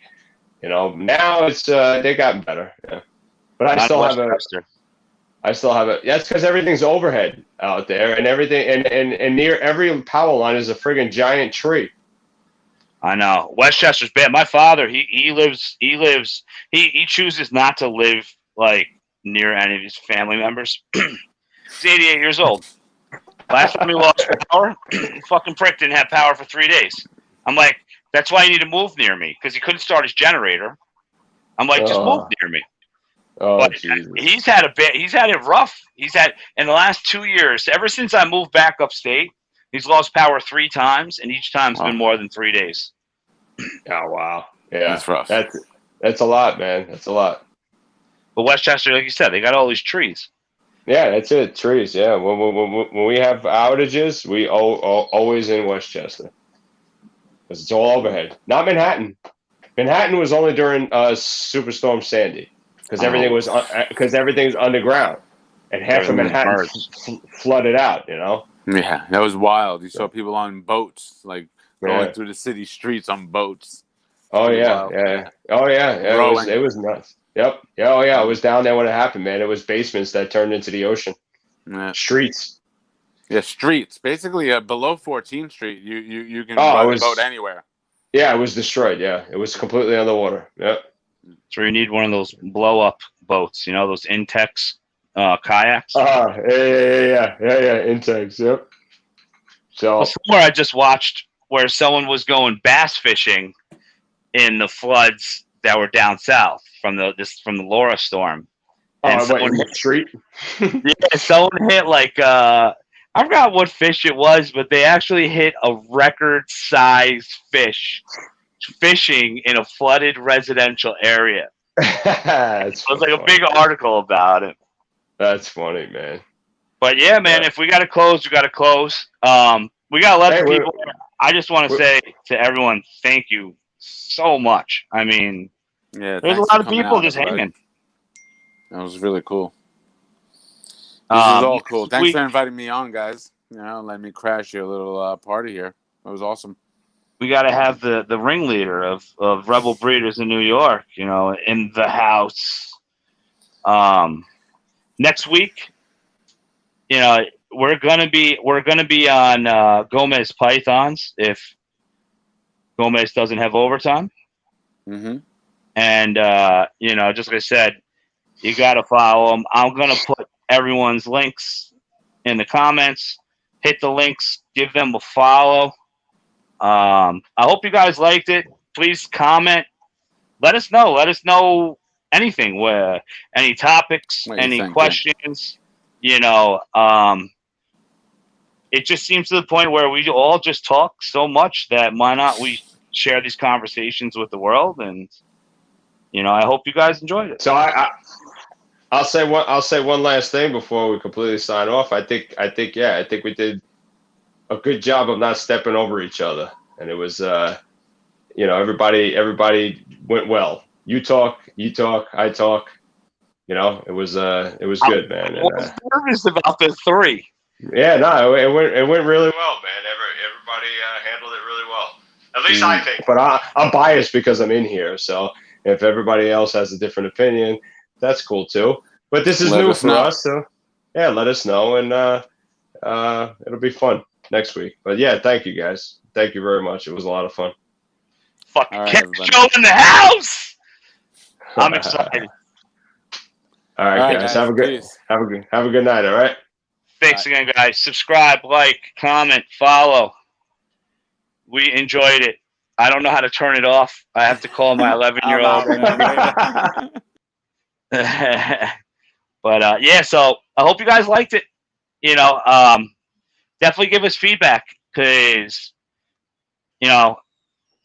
it's only going to make it better, and every stream will get better and better. Mario, say hi.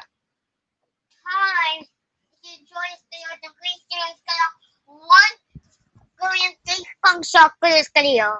I hope you enjoy, and please like the video. And we'll see you guys next time. Next Friday. Next Friday at 8 p.m. Enjoy the video. If you want to watch more channels, then please subscribe to DMJ REPTILES. So I hope every single guy have a good day. My man Mario. Mario, Jose said hello. Grab your balls. Hi, Dragon Balls. Hi, Jose. If you want to watch Dragon Balls, make sure you watch Dragon Balls and Jose. Yeah. You got that? Yeah. These are crazy inspirations, and you watch them. Make sure you watch all those guys' videos. And I'll see you guys next time.